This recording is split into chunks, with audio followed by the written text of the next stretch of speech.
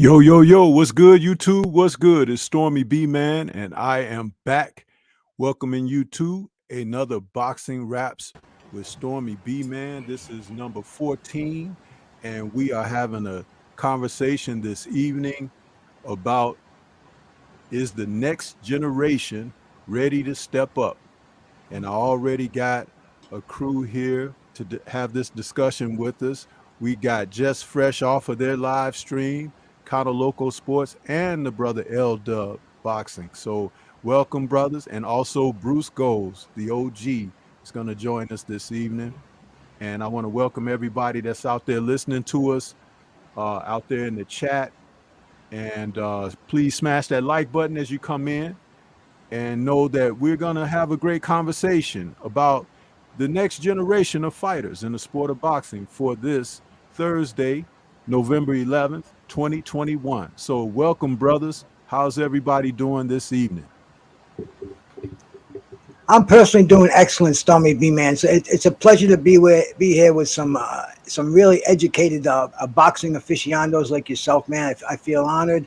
You know that I got my roots dug in the past of boxing, man. I'm trying to get hip to the fresh new stuff that's happening. You know, some of the ways boxing's going right now, it's kind of making me turn in the other direction. But bro, I know you can't live in the past. I'm here to learn about these new boxes. I've got a few that I personally like, and I just like to see more action. But man, there's nothing like chopping it up with some veterans up here, and getting some good boxing talk under the belt on a Friday night, bro. Yeah, we're happy to have you here, man, because you've been around, you've seen quite a bit of boxing in your life, and you have a solid grasp of the history of the sport as well from your experience of being around and enjoying the fights. So you're welcome to be a part of this process. Kind of loco, man. What do you think about this subject tonight? Because I know that a lot of people outside of yourself and L Dub aren't really, ear to the ground with some of, what's going to be on the horizon. I'm talking about you guys know of people who will start hearing about early next year or mid next year, but you got the spotlight on them right now. So what are your thoughts when it comes down to this type of subject? Well, see, the reason I speak on a lot of these young fighters like that is for because I'm an old school person too, Bruce Goes, but I realize that we can't live in the past either. So when I speak about a lot of these fighters, it's for the purpose of keeping the excitement in boxing alive for all of us. But not only that, it gives you a chance to go study these fighters at a young age. And when you start seeing them at a young age and you see them pop up out of nowhere, you're not going to see them pop up out of nowhere. You're going to already be ready for them. Because a lot of times when you see these fighters and they pop up, it'll be popping up because they'll be fighting somebody that you already knew about. And then you're going to be like, who the heck is he fighting? Is this even a good fight? Is this even a fair fight? Or you'll think it's a cherry pick or et cetera, et cetera. But if you do speak about these boxers and you study them at an early time in their career, you'll get to watch them develop. Also, the great part about that is that when you watch them from young, you get to see how they ascend on that ladder. You get to see the improvements they make from one fight to another. Maybe they didn't have their hands up all the way on, in the pro debut. And then in the third or fourth fight, you start seeing them shore up their defense better. Maybe they were throwing a lazy jab, and now they're throwing a good, stiff, purposeful, meaningful jab. You know what I'm saying? And there's a lot of things that go into that, man. I mean, I could go on and on, but that's the purpose of me trying to bring awareness to some of these fighters. L-Dub does a great job at it himself, so shout out to L-Dub as well, man. By the way, that's my co-host. Yes, sir. And L Dub, what about you? What do you have to say as an opening remark of putting the focus on some of the young guys that we'll be knowing about in the near future? Yeah, first of all, I want to say thanks for having me. Salute to the panel in the chat. It's good to recognize and focus on the younger fighters because those guys is going to, eventually, hopefully, carry the sport of boxing. I like to see younger guys progress and kind of develop as young fighters and to prospects to contenders and all that good stuff.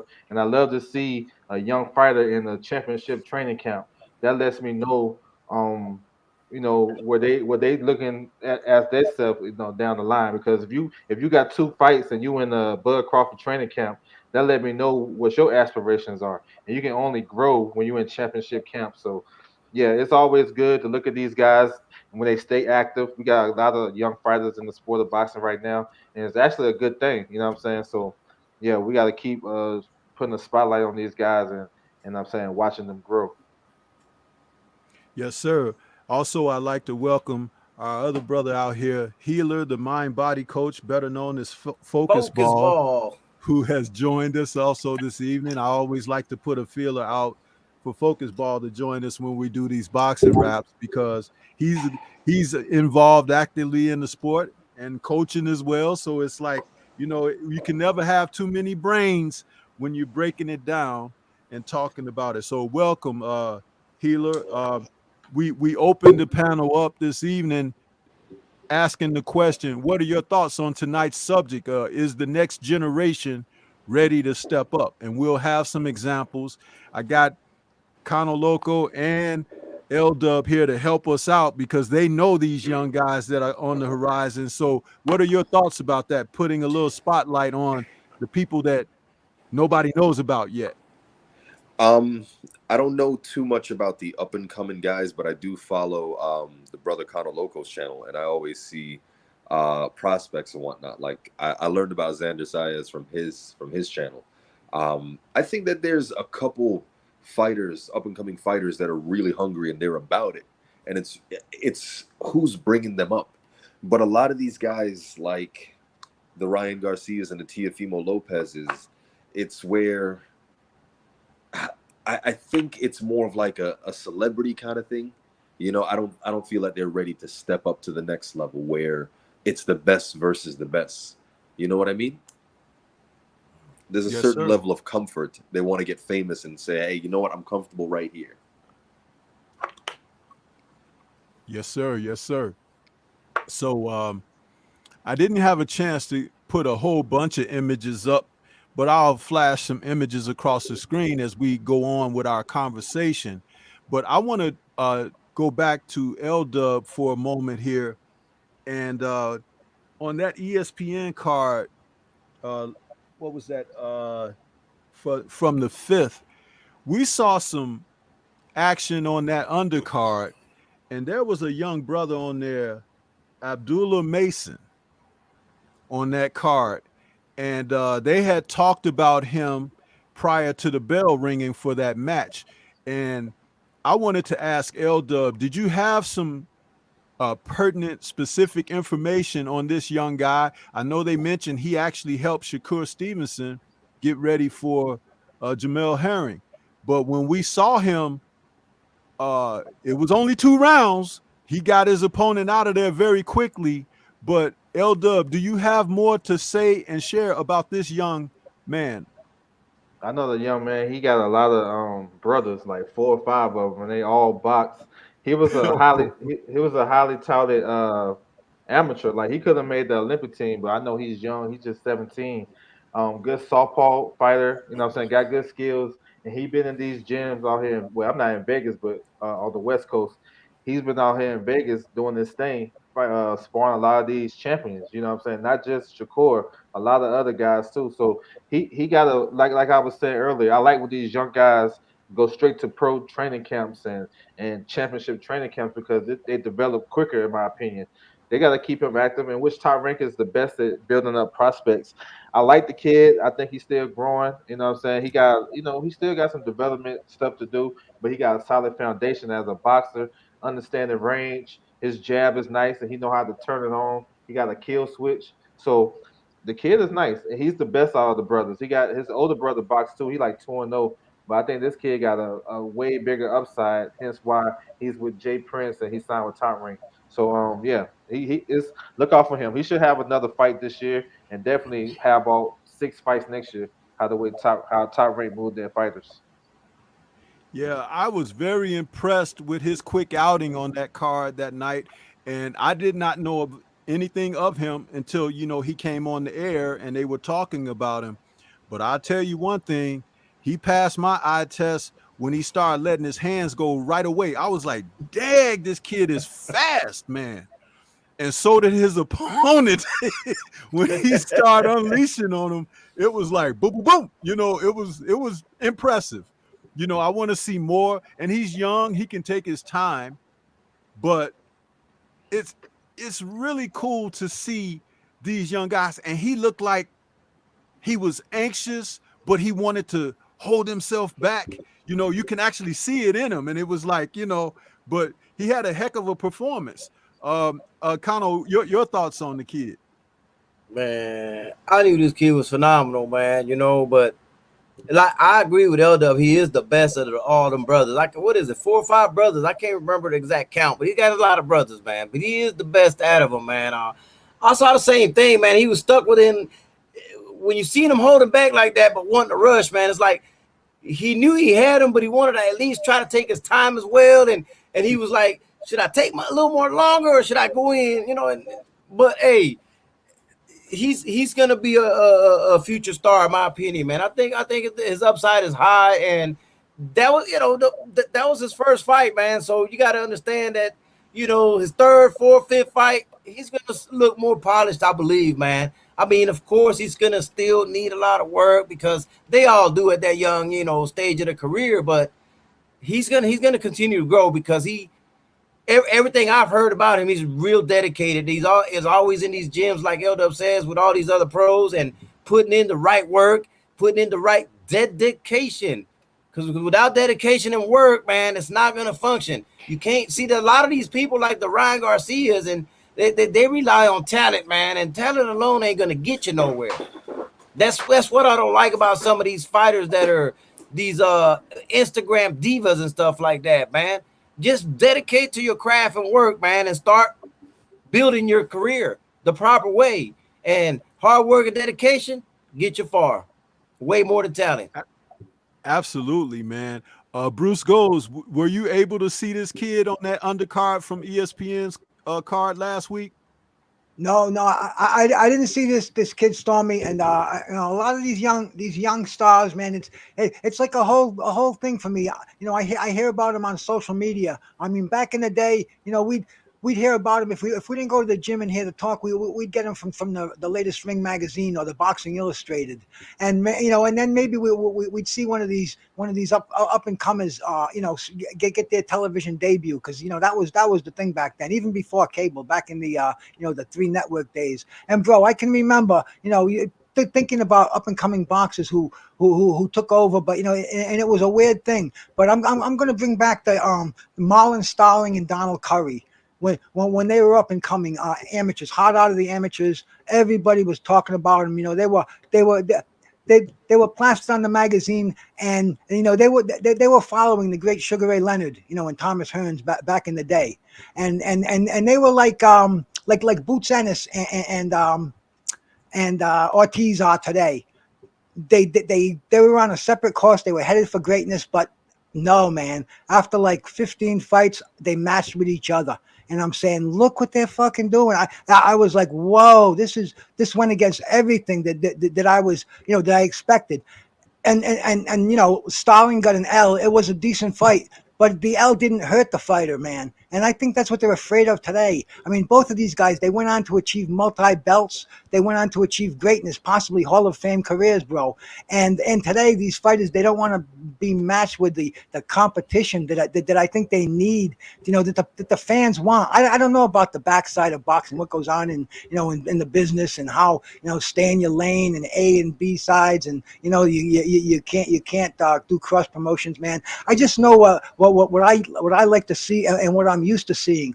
And I remember, you know, you can't be great unless you're matched with another great fighter. And unfortunately, boxing, you know, some fighters have to fall on the wayside, because this is a sport of, it's all about winning your next fight. And I hate to see these fighters sheltered, man. I'd love to see Boots Ennis and Virgil Ortiz square off. And you know, I don't like to see titles held up, like, with Errol Spence. Man, he's injured. I understand that, but boxing has to go on. I think the title should be vacated. He gets a chance when he's medically cleared. And to me, I love seeing these up and comers, but I do want to see decent matchups that the fans are going to remember, and they're gonna make these fighters better. Even if they catch an L down there, it's going to make them a better fighter for it, man. That's kind of the observation that I have about the whole, all these up and coming fighters that I'm seeing so many of them, Stormy B and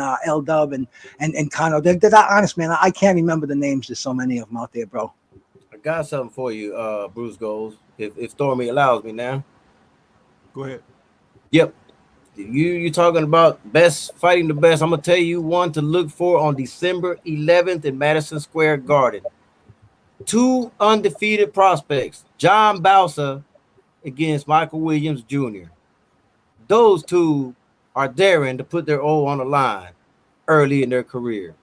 That's just a nugget for everybody in here that's listening and stuff like that. Believe that might be on ESPN. I'm not really sure. L-Dub might be able to correct me on that, but I do know it's December 11th in Madison Square Garden, man.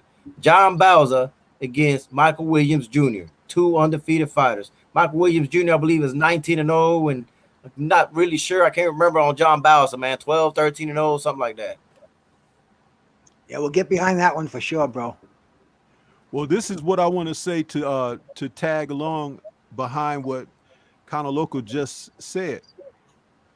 I know that people will tune in to the pay-per-view cards and the regular televised main event cards, but when they have undercards, please start paying attention to the undercards, because a lot of times the undercards will show talents and also have the type of action that you're yearning for the main events that the main events might not even deliver on, because you have people who are looking to make a mark because they're coming up, they get the opportunity to be on television, and they get the opportunity to showcase their talents when they're fighting frequently. The young fighters fight frequently. They're fighting every few weeks, if not every couple of months. And this gives them a chance. And understand this. When guys are in the ring regularly, they can relax. And I don't mean like relax, like lay back, rest on your laurels, relax. I mean, they can fight with a relaxed disposition because they're in the ring so much. You know what I mean? George Foreman spoke about that. When a guy is fighting frequently, your timing is there, your sharpness is there, your focus is there, because it's not so much of just being in these long camps, for one event. You know that you got a schedule, so you got to be on, you got to be ready. And this is the time when you get that opportunity to get eyes on you. Like I said, this kid that I had mentioned, Abdullah Mason, I'm going to be looking for him because there was just something about him, and it reminds me like of Meldrick Taylor, because Meldrick Taylor was the youngest guy on the 84 Olympic team. I think he was like just turned 16, 17 years old. And then after the Olympics, he turned pro. They called him the kid, and Meldrick had talent like Sugar Ray Leonard with his hand speed. He was like, unbelievable at that time. And we haven't seen a lot of this because some of the teaching isn't what it once was. But sometimes when a guy is so talented and then he has the desire to want to get better as well, it's like when you lay eyes on that, it's like you can't, it's undeniable that the talent is there. L-Dub, you want to come back with something else on him, or someone else you want to drop another name like Kano just did? Yeah, I got a name for you. Delante Tiger Johnson. He just fought in the Olympics for the USA. He came up short, but he about to make his pro debut on Top Rank on the Bud Crawford Sean Porter undercard. So I that's like that another guy. kid. That's another kid to look out for, and you can get an early start with his progression. He's gonna be on TV on these undercards. And that's the thing too. I love watching the undercards. I watch the first fight. When I go to a fight, when I go to an event, and I plan on going to the Bud fight, I've been there, one of the first people in there. I'm watching all the fights. I'm getting my money's worth. I'm going to check out these prospects. I'm taking mental notes because you can watch them live. You can see certain stuff and that you may not can see on TV, and then vice versa. You can see stuff on TV that you don't really see live. So I like watching all the fights. With this kid, Tiger Johnson, I like him. He from Cleveland, big kid. He fight at welterweight. You know what I'm saying? I think he got some star potential. And you know what I'm saying? When you want to start following a guy's career, I think you should start early because once you get to a certain point, you know what I'm saying, before they start changing up on us, you want to, you know what I'm saying, maybe we can remember the memories when they want to fight everybody and they was talking, you know what I'm saying, that big stuff like the way we like, catch them while they're young because that's when they kind of innocent in the game and they're trying to learn. So that's a kid I want you to look out for. Delante Tiger Johnson. That's a good fighter right there. Do you have any information on when he might be fighting next? Yeah, he's fighting on the undercard of Crawford and Porter. Oh, Pro okay. debut. All right. Well, well, I'll be tuned in. See, that's why I dropped that message just a moment ago. I said that you might be looking for the pay-per-view fight, Crawford and Porter, but there's a lot of people that'll say something like, well, I'll catch the main event and maybe the co-main. Man, you're missing out on a lot of boxing. Okay, because it's not like, you got to sit up there like, the Zone and Ed Hearn with Matchroom. They were giving you these 40 fight undercards that'll have you falling asleep and everything before you finally get to the main event. That's not what I'm talking about. But like we just saw last week's show, and this show that's coming up this weekend, and then like you guys said, that's coming up on the 20th, and then December 11th. That was, you said, Kano, that December 11th. We are looking for something to look forward to outside of the main events, just in case the main event doesn't live up to the luster, and that's important. Healer, do you have anything that you would like to say? Any thoughts or whatever? I know you say you don't know a lot of the young guys, but about the discussion within itself, what we're talking about. Well, the young guys that I do know are the dudes that came through the Olympics. Something I do want to ask real quick. How come a lot of these... Your volume is a little low, brother. Can you turn your volume up or turn your speaker up or something? Can you hear me better now? You're still a little low, but I will be quiet and just let you, say what you need to say. Go ahead. Can you hear me better now? Yeah, that's a little better, yeah. Okay, so I was saying, in regards to the dudes who came up through the Olympics, I was rooting for all those guys, all the USA guys, and I definitely look forward to seeing them in the pros. So it's Delante Johnson. What was his name? Delante? What was his name? What was his name, L-Dub? Yeah, Delante. They call him Tiger Johnson, so Tiger. Okay, yeah. I definitely look forward to seeing him and that other cat. Damn. So my biggest question, my biggest thing is like, how come these Cuban fighters dominate in the Olympics, but a lot of them don't really dominate in the pros like that? Are you asking me? You're asking the panel? Yeah, I'm asking everyone, like, overall. Okay, we could pass that around. I'll go right back to L-Dub first. L-Dub, what are your thoughts about why you think the Cubans are not as dominant in the professional ranks? I think for the higher tier Cuban fighters in the Olympics, I think they stay too long, in my opinion, and they get too used to the style of the amateur style and not getting used to the pro style. Because they've been fighting amateur style forever, and that's why they go to so many Olympics. So I think when they kind of cross over and they start to become champions and become up there to be a contender, they kind of struggle. Ugas struggled. Ugas was a bronze medalist, and he struggled, and then he had to get back right, and then now we see what he do. Lara always been one of those highly touted Cubans, and Rigo and Ortiz and stuff like that. But sometimes they can't get over the hump because I think it's just the amateur style that they kind of used to. So that'd be my answer. Okay, I'll swing it over to Bruce Goes. Do you have any thoughts on why you think the Cuban fighters aren't as successful at the pro level? Well, I think it's dedication, man.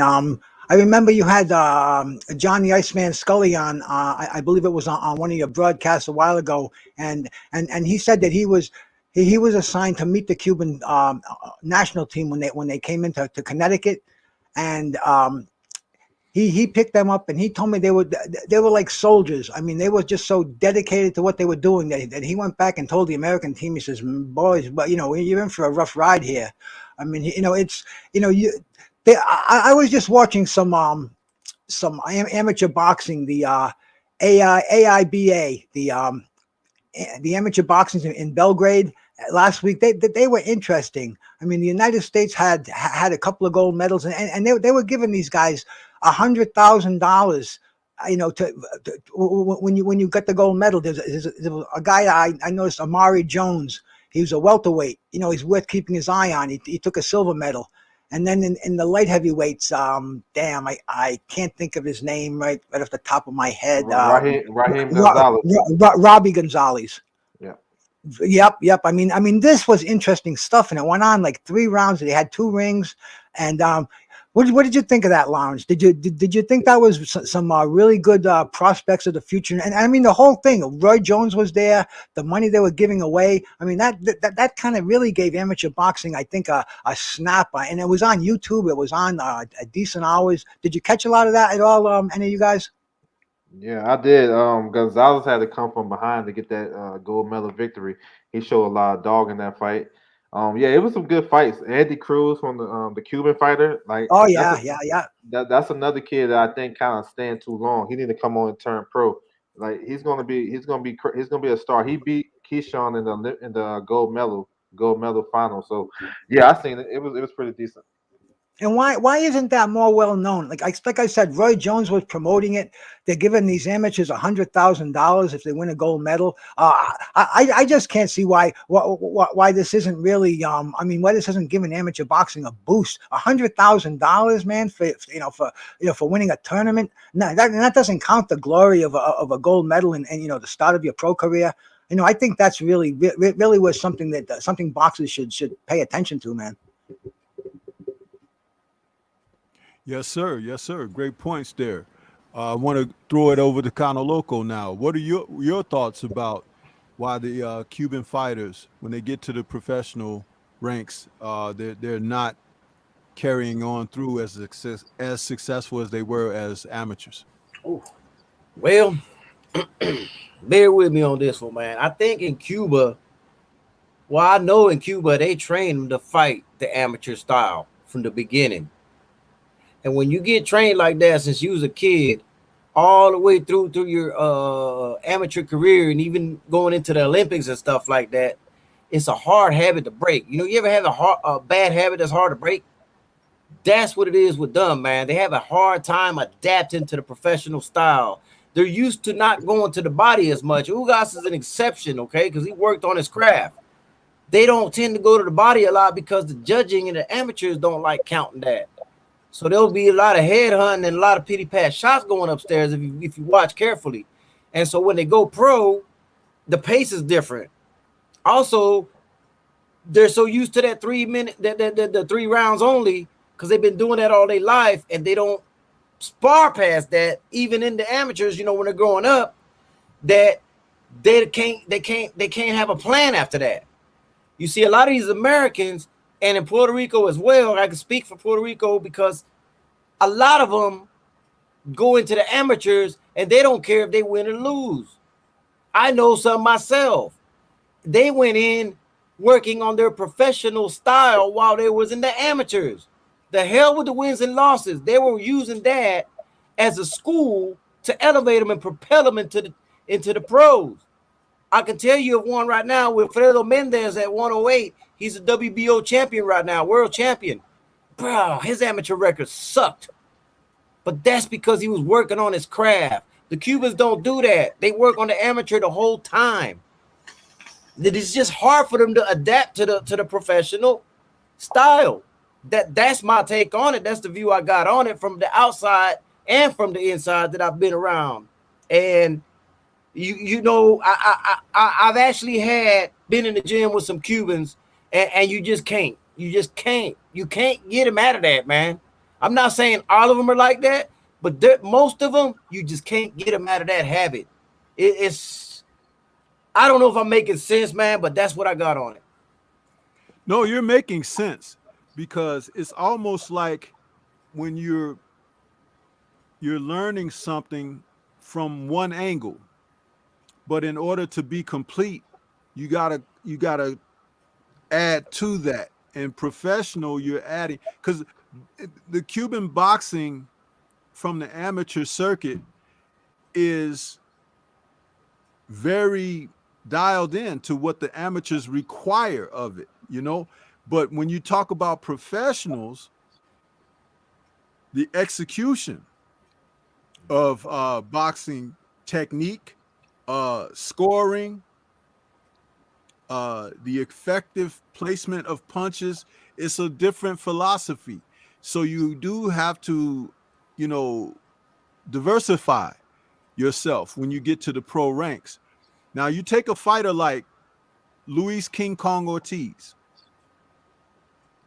He was an outstanding amateur, but he's an outstanding pro as well. And there's another aspect of we're getting a live performance of the focus ball technique here while I'm talking. That's good. Do your thing, focus ball. You know, you ask so much of fighters, but you want to see results. Well, Cuban fighters have it all shored up on that amateur side, but there's something else that's a part of this, and that's bias and prejudice. You can't leave that off the table. I know for generations, Cuba has been, you know, not so good with the U.S.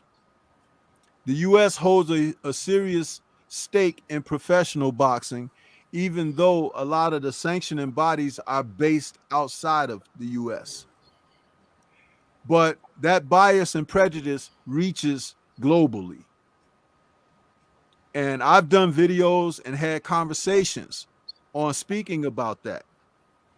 There are some darn good Cuban fighters right now in the professional ranks of boxing that you won't hear much of, and that's by design. And it's not right. I'm just being honest. It's not right. But when you watch boxing, you learn about what you're seeing with boxing. You learn who's participating in boxing. You understand exactly what I'm saying. Mm-hmm. You know, and I'll throw that back to kind of Loco Sports, who might want to have something to say along that lines as well. You got something on that, kind of Loco? Man, I think you said it about as good as you could say it, man. You know, but since you did throw it back to me, man, I'm not gonna say, like I said, I want people to understand me. All Cubans, you know, are not like what I said. You know, like, you do have your exceptions to the rules, man. Plus, you gotta understand everything. The lifestyle they gotta deal with in Cuba ain't easy, and all they're trained to do is win Olympic golds. That's it. That is their goal. Their goal in Cuba is not to win a world title. Their goal is to win the gold medal. That's how they got their brain washed, you know? So that's why some of them have a hard time transferring over. The people like a David Morel, who's coming up now, he's a WBA regular champion at 168 from Cuba, only his 5th fight. He's an exception. He fled that. And he took the opportunity to learn in America. He went to Minnesota, living in Minnesota. And it's a breath of fresh air for him. And he took advantage of that, man, and was able to transfer his game to a pro style. Now, we know that look, they're already doing Ugas wrong right now. They should have just let him and Spence fight right now. But they don't want Ugas to go into that with a title. They want somebody else to have that title going in there with Spence. That's the reason that they're doing this, because he's the super WBA. And the super WBAs usually don't get mandated unless it's against the regular WBA. They keep changing the rules, and I believe had Ugas not won that fight against Pacquiao, they wouldn't have did that to Pacquiao. Oh, he's got the Super WBA. We don't have to put him in a tournament. We don't have to do this. He can go straight and fight Spence, or he can go straight and fight Crawford. But they did do that to Ugas. Now, I know that there was a lot of things going on behind the scenes, and they probably knew about it and all that, and they was expecting this, but it still doesn't make it right. At the end of the day, it still doesn't make it right. And then we cry about why we don't see more undisputed matches. Well, sometimes these sanctioning bodies get in the way of that too. Sometimes you can't put it all on the boxer. Sometimes you can't put it on the promotional company. You got to look at these sanctioning bodies, man, as well, because they are the root of a lot of it. That's what I got on this, man. Appreciate that, bro. L-Dub, did you have a final word on that one? Yeah, I do see a lot of, the Cubans do get kind of the shaft a little bit, you know what I'm saying? Certain fighters, it took Ortiz a long time to get a title shot that I thought he deserved, but I will point out he did test positive, so he kind of his own doing. But other Cubans too, you know what I'm saying? But I feel like those guys, once they learn the pro style, they very hard to beat. Look at Arizona, Lara, Ugas, you know what I'm saying? Rigo, they very hard to beat. And once they get their foot and get everything acclimated, I mean, they tough to beat. But yeah, the Cubans gonna always have that strike against them because of the political stuff and how these guys come up through the ranks as amateurs. So yeah, it's gonna be crazy for them. But I like Dave Morrell though. He got a good fight coming up December the 18th against Alantez Fox. That's the younger brother. That's the bigger brother of Michael Fox. So that should be a pretty good fight. Yes, sir. Yes, sir. And since you mentioned Michael Fox, that's another name out here of a young, talented fighter who recently really got done the business, right? Talking about getting the shaft, man. That kid, he suffered a loss and put his hat right back in the arena to come in, right away. And they tried to stack the deck, the house, the walls, everything against him, and he still performed at a level of which they didn't expect. And then they still didn't give him his victory, man. And it was the sentiment of us. We put the pressure on. So what they did try to do is say, well, we'll let him fight a rematch. He don't need to fight no rematch. He won the first go around. And my thing with that situation is I'm glad that they walked away from the opportunity for a rematch because he did what a professional fighter is supposed to do the first go around. He went out there and beat the guy. Hands down. Put him on the canvas and everything.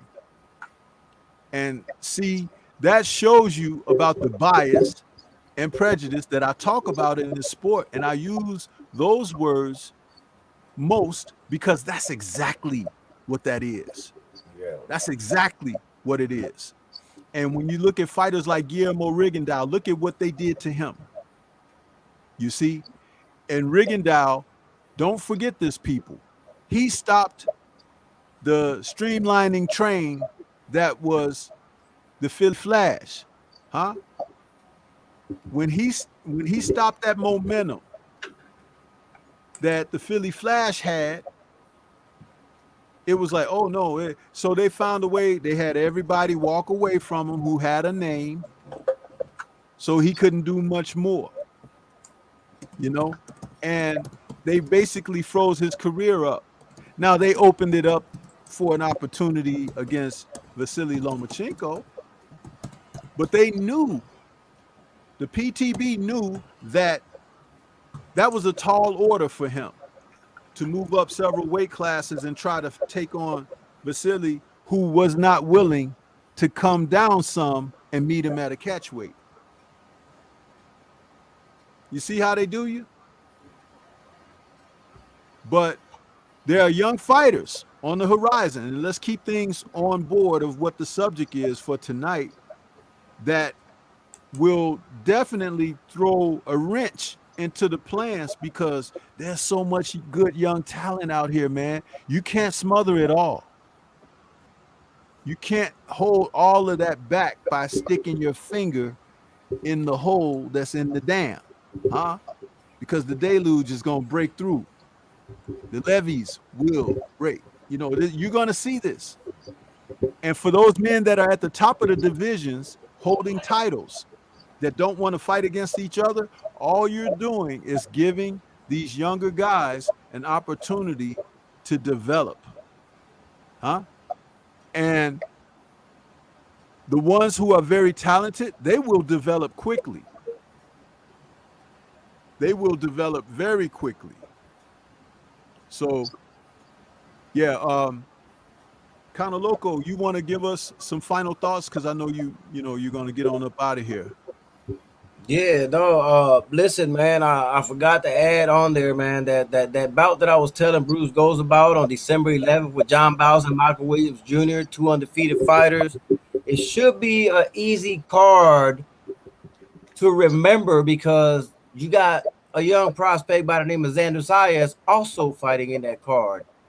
I've expounded on Xander Sayas a billion different ways. Look, I'm high on the kid, but I think people think that I hate him at the same time, but I don't. It's constructive criticism always when it's talking about somebody like a Xander Sayas.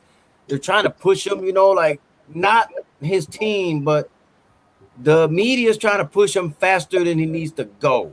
Like I've heard people say, put him in against Charles Conwell next. That's career suicide. Charles Conwell was, by the way, is another name that nobody speaks of a whole lot, and they need to pay attention to. He's probably 154 pounds, best kept secret. The dude can scrap. Now, I could see them facing each other in about another year and a half. And then I'm going to give you a couple of names just to look up. I'm not going to expound on them because I do got to get going, but Brian Polacco at 154 is also a young prospect to watch out for. And Omar Rosario is another one. And I'm glad that I was able to tell a lot of people about Henry Lebron, because a lot of people tuned into his fight, and I think they were pleased on what they saw with Henry Lebron. Those are just a few more names to give y'all, man, that I believe if y'all will watch and study, man, y'all will be excited to watch them fight in the future, man. Win, lose, or draw. I'm not going to tell you that they're going to be like these elite, but I believe you'll enjoy watching what they give and what they bring into the ring, man. The Stormy, Bruce Goes, my co-host L-Dub, and Focus Ball, man, I appreciate it sharing this panel with y'all, man. As always, shout out to the mighty LDBC. Appreciate you, Stormy. Hey, man, Peace, I Conno. appreciate you.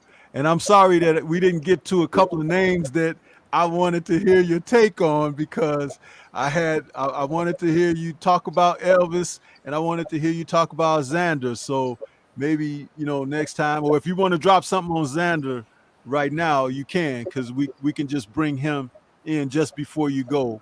Talk about Xander a little bit. Okay. I think he's solid, man, but he's still flawed. This is why I am so harsh on him.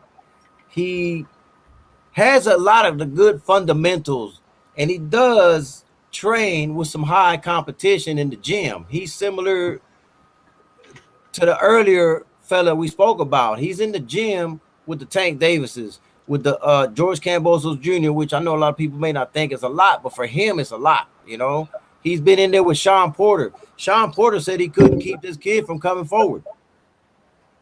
He said he could not keep this kid from coming forward.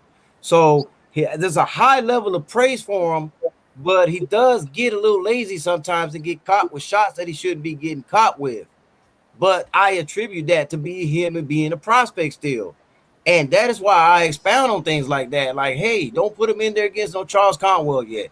Don't put him in there against, nobody in the, don't do it. Just keep bringing him up slowly the way you're doing. And when the time is right, you'll know he'll be developed properly. Then you can put him in there with these fighters that everybody wants to see him against. Then they become 50-50 fights. Then they become a good topic of discussion, and we can break fights down. but you gotta let these kids develop before you throw them with the wolves. You know. Now, not all boxers are like that. You got your exceptions to the rule, like David Morrell, 5 fights, WBO champion. You know, he's an exception, but he's also an older fighter than Xander Zayas. Xander Zayas is only 19 years old. So let this kid develop, man. But I do like him a lot. I think his ceiling is high, and I can see him winning the title sometime in his career. Yes, sir. Yes, sir. And we appreciate you on that. And there's something to be said about him too. He kind of puts you in mind of Fernando Vargas when Fernando Vargas was early in his career, and it's like they saw his talent and potential, and they began to rush him. When your guy has talent and potential, that's kind of like raising up the charts, like this young man here. There's no need to rush, because you have so many titles that are out there and available now. The thing is to get the experience under your belt. Get the experience under your belt. When you know a guy can stop guys and knock guys out, stop putting them in there with guys he could get out in 1 or 2 rounds. Start putting them in there with different types of styles so he can begin to develop the tool set and the ring IQ, how to break guys down, how to overcome something that is difficult, that is not easy for him. And then when he's ready to challenge for a title, not only could he possibly win a title, but he can defend a title because he is suited to deal with the styles at hand. So that's what I wanted to say about that. Speaking of, on a young fighter like a Xander Zayas. Like I said, Connor, I know you gotta go, man. I wish you could stick around a little bit longer, but we'll catch up with you, another time. No And doubt, no doubt. Shout out to World Combat Sport to the chat, man. I laid out with that earlier in the live, man. World Scotty Williams Jr. against John Bowser December 11th. Also, Sanders Eyes is on that card too, man. Man, hey, shout out to everybody who's tuned in, man. If you haven't smashed the like button, man, smash the like button. It don't cost nothing to smash that like button, man. That's just show love and respect for the channel, man, and the live that's going on right now, man. Like I said again, once again, shout out to the Mighty LDBC and the panel. Salute to y'all. thanks again, Loco. All right. All right. Bruce Goes, did you get a chance to check out Xander Zayas? Refresh me, Stormy. What fight was that? Which night was that, man? Because I watch nothing but boxing usually when it's on live. Just refresh me a little bit. Well, he's one of the young guys that's a prospect on ESPN. So when they usually have a major card, he fights on the undercards. Elda might remember better than myself, which was his last outing. It was either on the last ESPN or the one before that when he fought. Which one was it, Elda? He fought on the undercard of Shakur versus Herring. There we go. Undercard, yeah. Yeah. So did you happen to see him, Bruce, or no? You might. Well, I watched the Stormy B Man, but I really can't speak on it. It's not something that's really flashing in my mind. But I watched it, but it's very hard to pay attention to all these young boxers coming out. It's amazing that the information that's available to us, and all these overlapping fight cards. I'm going back and forth on the internet to stream one fight, watch another, make sure I got one on my phone. It's crazy, man. I wish I had the mind of my brother Lawrence down there. L Dub, man, he can wrap these guys off and tell us who they fought last year, man. Shout out to you, L Dub. But Stormy B, man, I probably saw it, but I really can't speak on it, brother. It's okay. It's okay. L Dub, would you like to give us your take on what you've learned of Xander so far, and how do you see his potential? Yeah, I like him. I think he's been improving, especially off of his last fight when he fought on Valdez on the card. He was getting clipped with the he was letting his right hand down. He was getting clipped with some left hooks, but he fixed that in the fight he had in October. So I thought he was improved a little bit on his defense. I think that's why you need these fights right here to stay active, to improve on your weaknesses. And right now his defense is his weakness. He's a good offensive fighter, strong, aggressive. He got a good shape. He was at 147. He just had his second fight at 54. So that tells you he's growing. You know what I'm saying? He probably cap off at 68 once his career started to get going. But I like him. He's a gym rat. He always in the gym. He's like the light of the gym. If you follow him on social media, he's always motivating older fighters and fighters, the coaches in his gym. So he you know what I'm saying, he can be a star. And I like that they got him coming back again on a Lomachenko card, and he's trying to win Prospect of the Year. So I mean, I like that too because you got to set goals for yourself as a young fighter and just in general as a human being. So I like him. Opponents I like to see him against, like, friends level guys. You know what I'm saying? I think he ain't ready for guys like in my opinion, for the top 15 type of guys at 54. 54 is one of the best divisions in boxing, so you got to kind of tread lightly, but you still want to keep him fighting guys that he don't blow out in one round, but you want to give him guys that's kind of durable, that been in there with former world champions or former contenders, and keep building and let the kid keep fighting. They got some big plans for him. I know if he win this fight, they got him going back in maybe February or March to Puerto Rico. He may headline that show. You know what I'm saying? And then, of course, in June, they're trying to have him come back on the Puerto Rican Day Parade in New York City. He may headline that since Berlinga is since he's injured. They was trying to tag team those guys together, but maybe he can step up and take that, and that's going to push his career a little bit faster than what they anticipated. But he's a good kid, man. I like him, and I just want him to keep staying active and stuff like that. Healer, gonna come over to you. Have you seen much of Xander? I've seen him fight once, but for me to sit here and critique him off of that, yeah, nah, it wouldn't do him any justice. I don't know enough about him, honestly. I've probably heard more about him from Kano than I have actually seen him. Yeah, that's understandable. Sometimes though, you can see a young guy and you be like, whoa, I want to see him again. That's what I said about Abdullah Mason, because when I saw that kid, I'm like, okay, I want to see him again. Got to see him in there sometime soon again. You don't Well, feel that way about everybody, but there are a few fighters who will come along and they'll leave that impression upon you. So that's the thing that I do.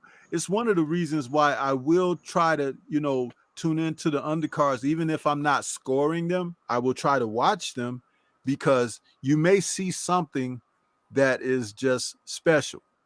I remember the first time I saw Terrence Bud Crawford fight, and I was like, man, this guy reminds me of somebody. I'm trying to figure out who it was. And then I realized later he reminded me of a combination of a couple of fighters. And when you see something like that with that type of talent, and you look forward to seeing them again, because you know that they have that they're bringing something with them each bout out. So, but yeah, that's one of the fighters that I had on the list of showing, their excuse me, showing, their images on the screen, because I put a few out there, but not a lot, but I got a few of them. I'm gonna swing things back to L-Dub one more time, because like I said, I like to rely upon the person who is really seasoned in knowing about the young guys and everything. I'm gonna put this image up on the screen. L-Dub, Speedy Rashidi Ellis. Can you tell us a little bit about this kid, and why should we be interested in him going forward? Yes, I like Speedy Ellis. He's a good fighter, fast. Probably got one of probably the fastest hands. Not the fastest, but he up there as a fast hand fighter. Inactive though. Need to get the ball rolling. I think he's a good welterweight. I think he's like a fringe contender, but he's on his promotional company is not pushing him. He's with Golden Boy Promotions, and as a African American fighter fighting on that promotion company, you're not gonna get a lot of looks. Let's keep it 100. But he's a good fighter. He actually helped Canelo for this training camp for Caleb Plant, and he was actually, from what I seen and what I heard, he been doing some pretty good work in there. And he always go down there and spar Canelo down in San Diego. So Speedy is a good fighter, man. Like he would be a good test for Boots and Virgil. because of his speed and his timing. He may like his speed may slow down like for the duration of the fight, maybe like 7, 8 rounds. But early in the fight, his speed will give those guys problems. Problems. You know what I'm saying? He's just too inactive to me. And once he get the ball rolling, if he can get with somebody that can keep him active, he has an opportunity to challenge for a world championship and actually do pretty well. I'm not sure if he'll win a title at welterweight, but he's a good fighter, man. He's just under the radar because the promotion company got him on lockdown. See, I don't like that, man. When they take these young, talented fighters like that, and they happen to be, well, you know what it is, and it's like then they put them on the shelf. It's almost as like, okay, you're good enough to go in there and give certain guys work in the gym, but we don't want you to outshine anybody, so we'll set you off to the side. It's kind of funny, Stormy, because he's from up around my way, and the family, the Ellis family. I mean, his sister just was in the Olympics. His brother Ronald is a professional fighter. I believe he fought Benavides. And so, he was a well-known commodity up here, but like LW is saying, it's inactivity. We haven't seen him fight in almost 2 years. And it's sad, but this guy undefeated, he could have been something. And like I said, he was the talk of New England for a while. The whole family, really, up in Lynn, Mass. But inactivity, bro, that's what's killing so many of these boxers' careers today. And I know we're just coming off the pandemic, and you couldn't have house fights. We had to scale it way back, and now it seems like there's a bottleneck where we have to get fights on. We have to stack different cards against each other on the same night. But Rashidi Ellis, he should be in that mix, man. He's too good not to be. How old is he? Oh man, he's not old, Stormy. I couldn't tell you exactly. I'm gonna guess in his early 20s. LW, do you know his age? I think he's like 28 or 29. I think. All right, later 20s. Time does fly. He seems like a younger fighter because we haven't seen him a lot. So he seemed like he may be younger, but he's been around for a minute. I know he used to spar with Boo Boo Andre. He used to get him ready for fights, and he's a good fighter. He's very fast, and I think he got a elite speed. Like he probably got to put everything else together. Maybe he got to work on his jab and stuff like that, and just the inactivity. And once he get an opportunity, I think he'll perform well. You know what I'm saying? He's a good fighter. Okay. I'm gonna bring up a guy that I've seen him, recently in a couple of fights. I caught his last 3 fights, and I like the kid. It's very interesting of where he's going, because he's going into a gauntlet of talent in that division where he's campaigning, and that's Michel Rivera. I like this young kid here after seeing him fight like 3 times already. And he reminds me of someone. I'm still trying to figure that out. His face takes me back to a young Felix Trinidad. He kind of looks like Felix to me. But I want to know what you guys think about this young man. Bruce, have you seen him? He was on that show. He was on that what was it, the Showtime card, I think. And feel free to correct me if I'm speaking incorrectly on this. But Rivera, he was just fought recently. I mean, my goodness, I don't remember which card it was, but he fought that Argentine, man. And let me tell you something. Some people were highly critical of his performance against the Argentine, but that kid was tough, and you can never count the Argentines out as far as being able to go the distance or whatever, because those are some of the toughest fighters in the gym, man. Or in professional sports, those guys. But you guys can tell me your thoughts of Michel Rivera. Yeah, man. I think he's freaking awesome. and he's definitely got the whole Ali look going on. He's got like a skinny, smaller Ali kind of thing going on. So he's definitely got the charisma. Where is he from? Is he Cuban? Dominican He's Republic. Dominican, yeah. He reminded me of Felix Trinidad. He had that look of Trinidad in there, and the guy that he fought, like you said, Stormy, tough guy, Romero out of Argentina, but I mean he scored a shutout basically. You know, he just was gliding around that ring, and like Focus Ball was saying, damn, you know. I hate to say he looked like a young Ali floating around there, bro. But the kid was definitely something special. And like I said, man, like a little Trinidad in there. Keep fighting, man. You know, stay active. That's my advice. You know, keep yourself out there. You know, looking at his record, he fought 3 times last year, which is great, man. You know, keep the exposure up, and you know, we'll start talking about you more. Yeah, L-Dub, what are your thoughts of Rivera? I like him. He's a good mixture of a boxer puncher. He got a good jab. His right hand is nice. The guy, his last fight gave him a tough fight because he was so durable. The fight before last, he fought on Chris Colbert undercard in July. He got dropped, but he came back and stopped the guy with an overhand right. One of the better knockouts of the year, if you go back and look at it. But he got some talent, you know what I'm saying? He's training with Luis Ortiz coach. So they got those guys down there, you know, focused and locked in. He's a young fighter too, still growing and developing. I think he can make some move at 135. Like he's not a bad opponent for Devin Haney if he can't get a fight, or well, he got the JoJo fight, but you know when he couldn't get fights, he's probably 2 fights away from actually being in the conversation of actually competing with those guys at 135, and he's young too, so he fits right in. So I like him. I like that they keep him active. He fought 3 times this year, 3 times last year in the pandemic, and they're looking out for him. Yes, sir. And Healer, did you have something else you wanted to say on Rivera?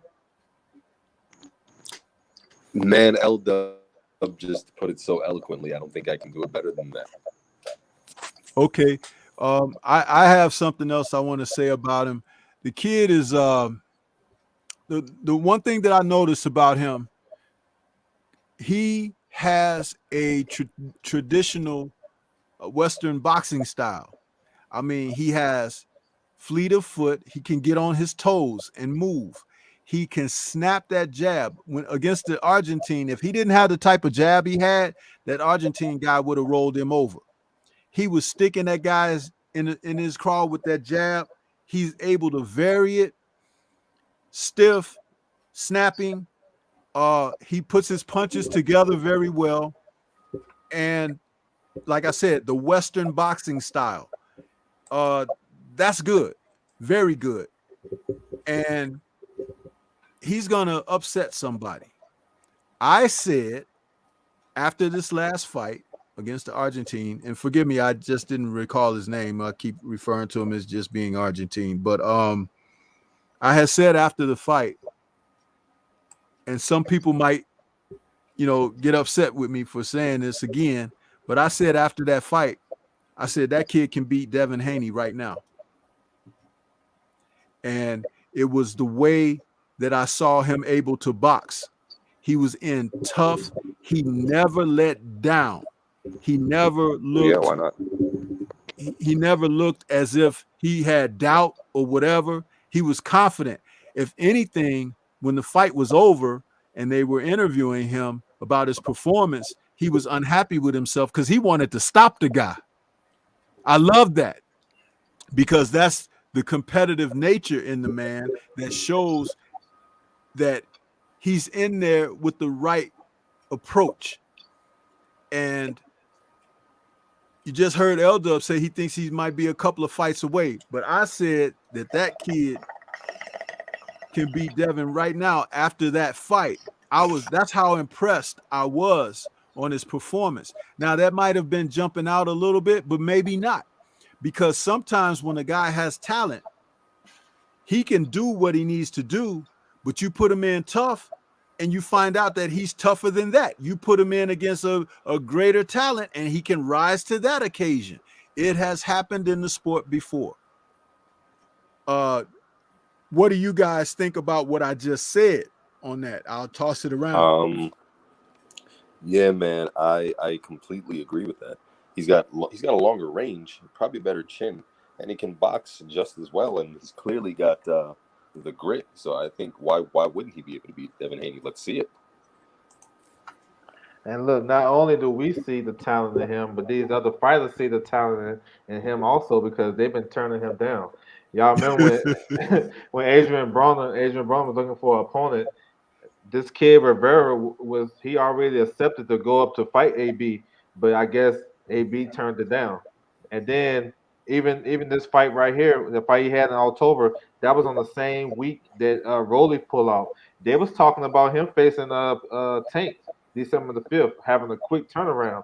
He was all down for it, but of course we know what we about to get. So they see it too. We see it, they see it also, and I think that's even a bigger compliment for him because you got these high level fighters saying, "Nah, we good." We seen him in these gyms, and we know the work ethic, and we see what type of style he has.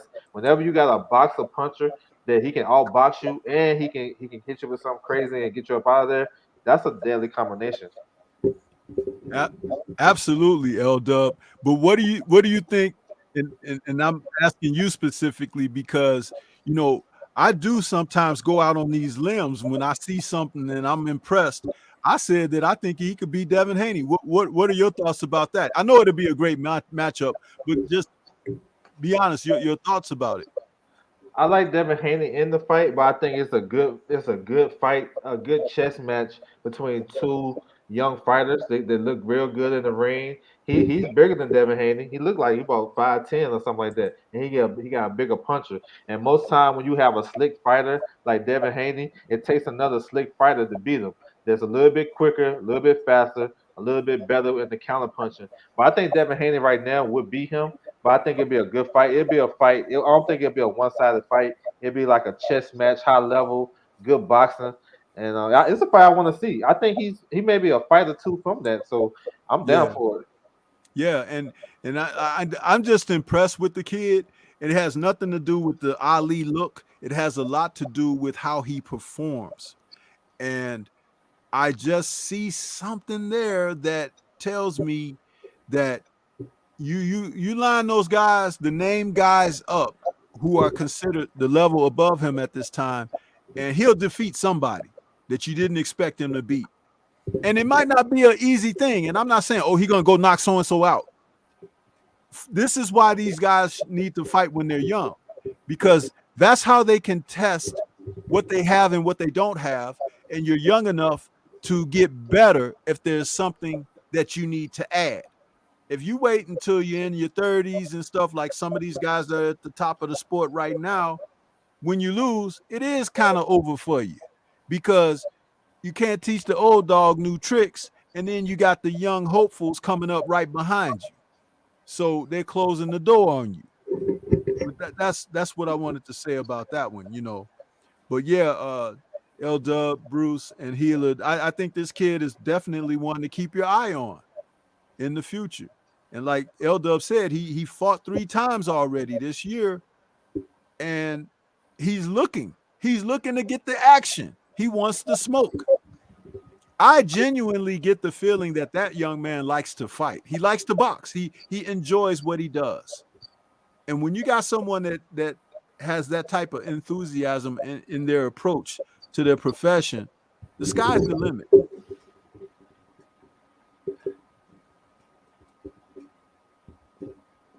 Yeah, I agree with that, and I just like he do seem like a fresh air. You know what I'm saying? When you see him, he just like the fight. You can see it on his face. You know what I'm saying? He was critiquing his work. He wanted to have a better performance.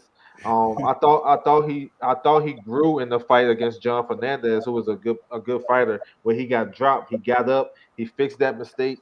He looked better. I thought he looked better in the second fight. The guy wasn't going nowhere. The Romero kid from Argentina wasn't going nowhere. And sometimes you run across that, and that type of fight would help him more than it hurt him. Just because Right. you can get him up out of there, you can actually learn some stuff. You probably can go back to the gym and okay, let me work on setting up my shots. Let me have him walk into some shots instead of trying to force it all the time. If he's not going nowhere, he ain't going nowhere. But let me do something else that maybe can offset what he's trying to do. So yeah, the kid, he only 23 years old and he's seasoned to me. He just needs a little bit more. And I think, look, I don't know if he'll beat those top guys like Tank and Haney, but I think he'll be a formidable opponent and he'll give those guys some good looks. So I think give him an opportunity. Yes, sir. Yes, sir. So as we move it along, I'm gonna bring in a more familiar name, but he's still one of the young guns that's out there, and that's Big Baby, Jared Anderson, man. This young guy right here, hey, a lot of people behind the scenes, they're talking about he could be the future of the division or whatever, but I'll say this, he's confident. He's getting some seasoning in the gyms when he's working with some of these top tier championship level fighters, and he makes short work. He makes short work of his opponents out there. Bruce Goes, have you seen Big Baby Anderson fight? Oh yeah, yeah. I ride with Big Baby Anderson. You know, there's not a lot of standouts in boxing, especially in the heavyweight division. And Big Baby Anderson, I mean, he was our companion through the pandemic. It seems like every time there was a top ranked card, we'd see Big Baby on there. And he's from a fighting family. He had his father. His father was in there training him. I believe, Lawrence. Am I correct? Oh yeah, you're right. Yeah, I mean he's got that hunger. You know, he's got the family. I like that. I like the family. And on top of all that, man, he's got the New England Patriots on his trunk right there, bro. I mean, Big Baby Anderson. I see unlimited potential. I think he's in the right division at the right time. He blew away that Russian. Like, I mean, I thought that was going to be maybe an Ivan Drago coming after him, but man, he chopped that kid in half. It was almost a scary knockout. It looked like it might require an ambulance before the kid hit the ground, if I recall. And you know, Big Baby, dedicated to the sport. You don't see his name in the headlights. He's sparring with everybody. I see nothing but success for Big Baby. You know, match him carefully. You know, get him fights like Otto Wallin. You know, get him fights with some top contenders. Maybe Babbitt. I mean, you know, I just want to see him turned on nice and slowly. And I think this man's going to wear some gold around his waist. I've got very high hopes for Big Baby Anderson, bro. Yes, sir. Yes, sir. Healer, how about you? Have you seen Big Baby? Funny Your thoughts story. about him? Yeah, man. I was with Big Drew and the crew at Wilder Fury 3 post fight. We're at the casino. I think Blue was there too. And Big Baby walks by. Funny, he's not that big in person, or at least I'm like, I thought he'd be bigger. But the funny thing was, I thought he was somebody else, because he looked just like one of my homies who boxes from back in New Jersey. So I shouted out to him like, "Yo, Clavon," and he looked at me. He was like, he said hi, but he's like, "Yeah, I'm trying to go with my business. I think you got the wrong guy though." So that was a funny little thing that happened. But as far as the dude's skills go, I mean, say what you want about him and like his takes, his personal opinions, and whatnot, but for a small heavyweight, he's kind of a monster. The dude has a bright future, you know. And like I said, I was really taken back by how, because most of these heavyweights are like 6'7" and whatnot. He didn't look bigger than Drew to me, honestly. Yeah, I think he might be about 6'3". That's Drew is 6'2". Yeah. He might be about 6'3". 6'2", possibly, but I think that really speaks to his power. You get me? Like, because for not being that big of a heavyweight and putting dudes away, I think he's definitely got a bright future. And word on the street was he was giving Fury that work. Well, see, this is the thing I'll say about that before I toss it to L-Dub about Big Baby. The best of the heavyweights were usually around the 6'2" to 6'3" in height. Big guys have come into the sport within the past 15, 20 years when you had the Lennox Lewises and the Klitschko's and stuff like that. But they're not the norm. they're not the norm. The norm is usually 6'3", and 6'2", like Evander Holyfield was 6'2", you know what I mean? Ali was 6'3". This is the thing. If you're a skilled guy at 6'2", 6'3", you can beat one of them big guys because the big guys have more to lug around. They're usually Mm-hmm. not as athletic or whatever, or as skilled. Now, there are exceptions, but we've had an era of big, tall guys. I think that that's going to go away. And these guys, like Big Baby Anderson, are going to bring it back to what it really is in the heavyweight division.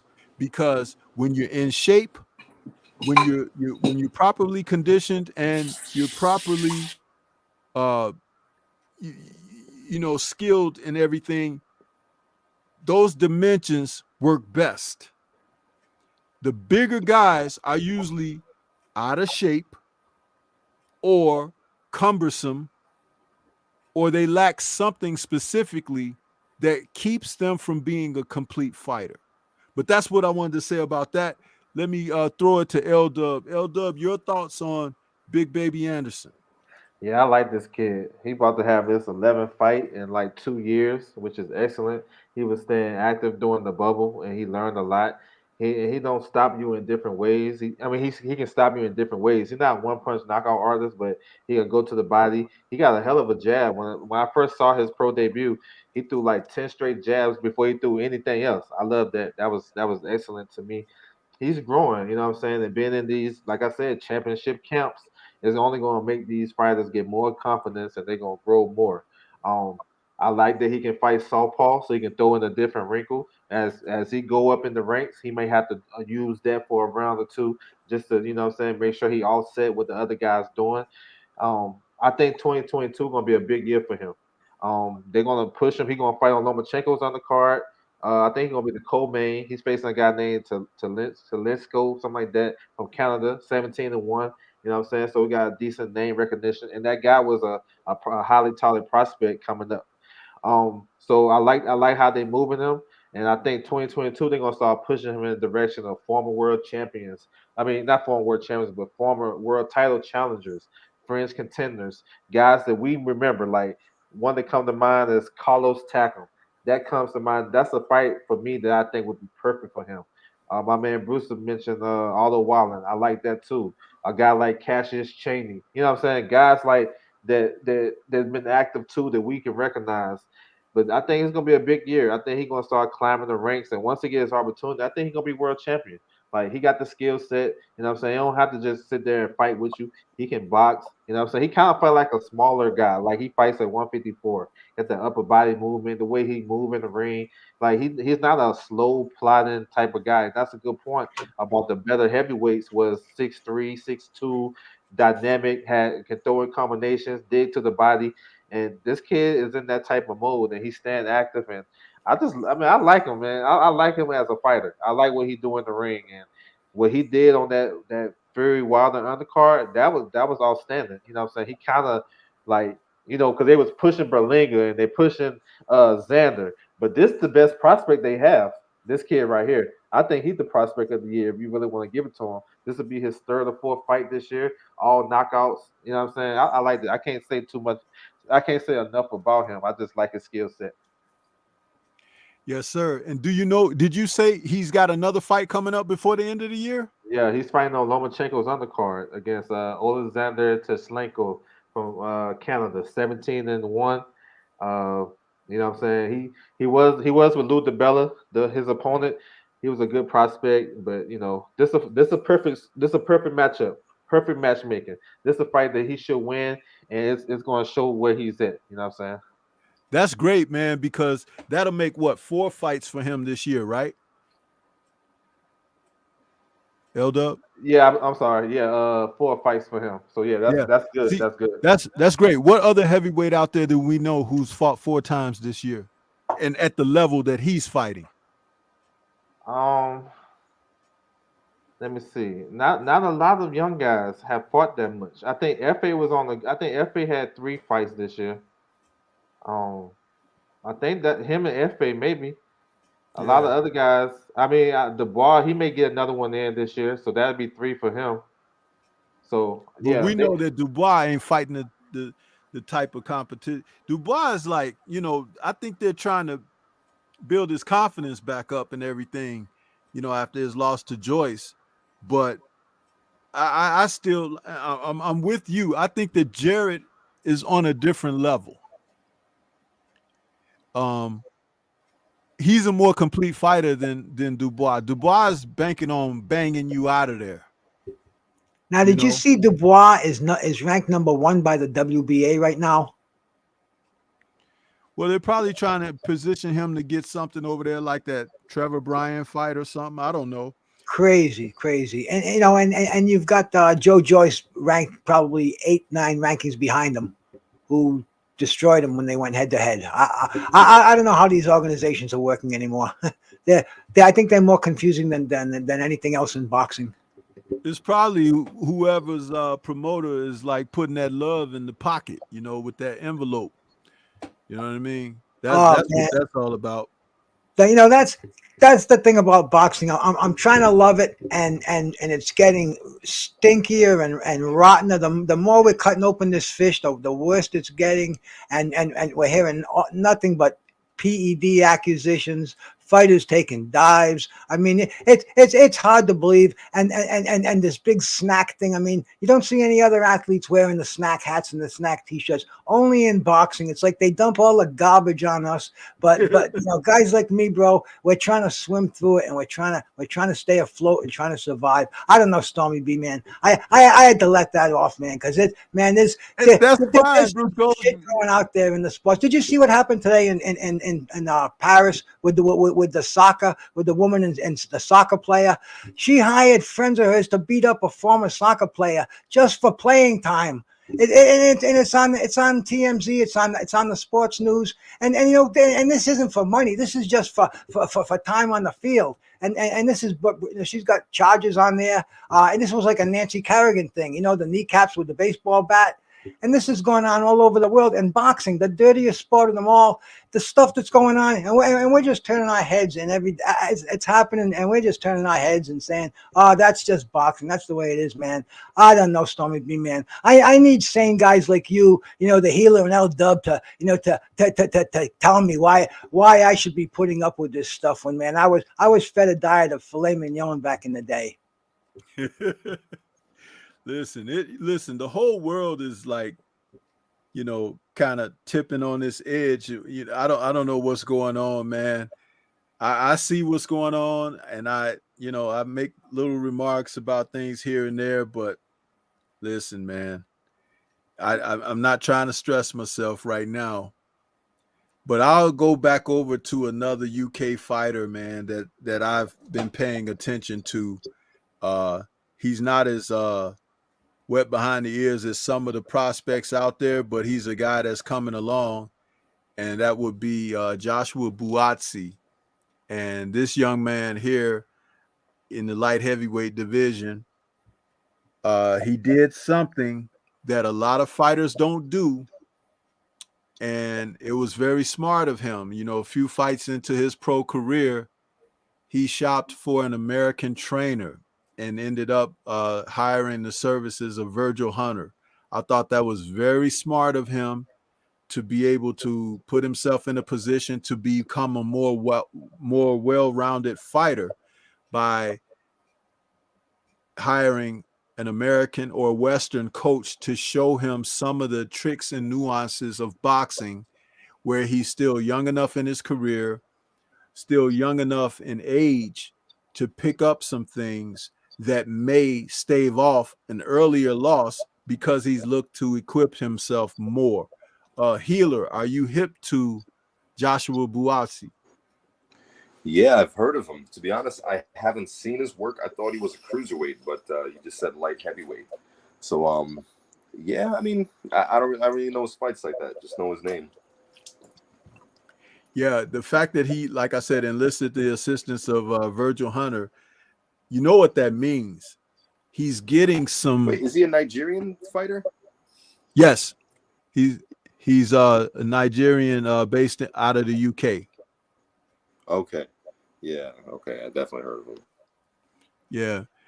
Bruce Goes, have you seen this young man fight? Yeah, he was in that Fight of the Year candidate, I believe, not long ago. Yes, I remember Joshua Bouatsi, and that's absolutely he's another one, man. And like you said, he's got Virgil Hunter on his team now, and that makes such a difference with a developing fighter. You know, not only how they're going to handle themselves, but who they're going to handle themselves against. You know, Virgil Hunter, he steers opposition towards himself. He can get Buazi the big fights, and I know he's the trainer. You know, he's hired by the manager and he's hired by the promoter. But a name like Virgil Hunter is big. I mean, I really think it's going to get Joshua Buazi some recognition. And I like what I saw in his last fight. Like I said, I believe he got off the canvas, got back up, and knocked the guy out. Am I correct, or am I in the right fight there, Stormy B? Yeah, he did stop his last opponent. It was a pretty good fight where I think it was Richardson or something like that. The guy who he fought, the guy could take a shot too, and it ended up. I believe the ropes held him up. I think his ass was almost on the outside the ring. It was. I mean, it was really. It was one of those fights. It was like a mini Hearns and Hagler. You know, for the newcomers. You know what I'm saying, bro? It was one of those. Don't sleep on anything here. Bang, bang, bang. I love it, brother. Yeah, it was a pretty good action-packed fight. And it took him because he got tired. He had the guy hurt earlier, and he got a little winded. So it took him a couple of rounds to come back and get his shape back. And then he ended up stopping the guy. But that was a learning experience for him because he was really tired. Yeah, and I believe it got personal too. They were jawing at each other in that fight. It was very memorable. I'm going to go back and watch it again now that I see the name, and you're perking up the old juices in the kid. You know. Yeah, I want to say salute to Fred Crenshaw out there in that super chat. He says salute Stormy and the panel. Salute to you, Fred. We appreciate your donation, man, and I hope you're enjoying the show. L-Dub, your thoughts on Joshua Buazi? I like him. You know what I'm saying? He's a good boxer puncher, well schooled. Perfect move by going with Virgil Hunter. I think he's going to shore up some of his defense.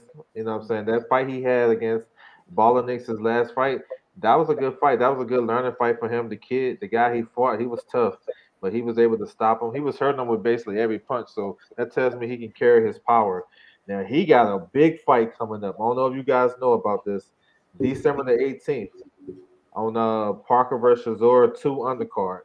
He's going off. He's going to face Max Blasov. Blasov. Oh, Blasov fought Joe Smith Jr. yeah. I thought he beat Joe Smith Jr. That's a tough fight. I think Woo. this is going to let everybody know where he's really at. I think after this fight against Blasov, if he come through and look good, he need a world title. Like, because Blasov, he's going to test you. He's a quirky type of fighter, very awkward. He got a good jab. He's tough. He's never been stopped. He's 45-3, 45-4. Perfect fight for him. And I think Bouatsi can do the business with him. But Bouatsi is real good. You know what I'm saying? He got some little flaws, defensive flaws. I think he stirred it up a little bit, but he's a good boxer puncher, and he's very precise with his shots. You know what I'm saying? A lot of straight right hands and jabs, and he got the perfect style for Virgil Hunter, who teaches the 1-2-1. You know what I'm saying? He wants you to use the one so you can keep your range and your distance, and you know what I'm saying, you can get back in position and get ready to defend yourself. So, but Waxley, I like him, man. I'm real high on him.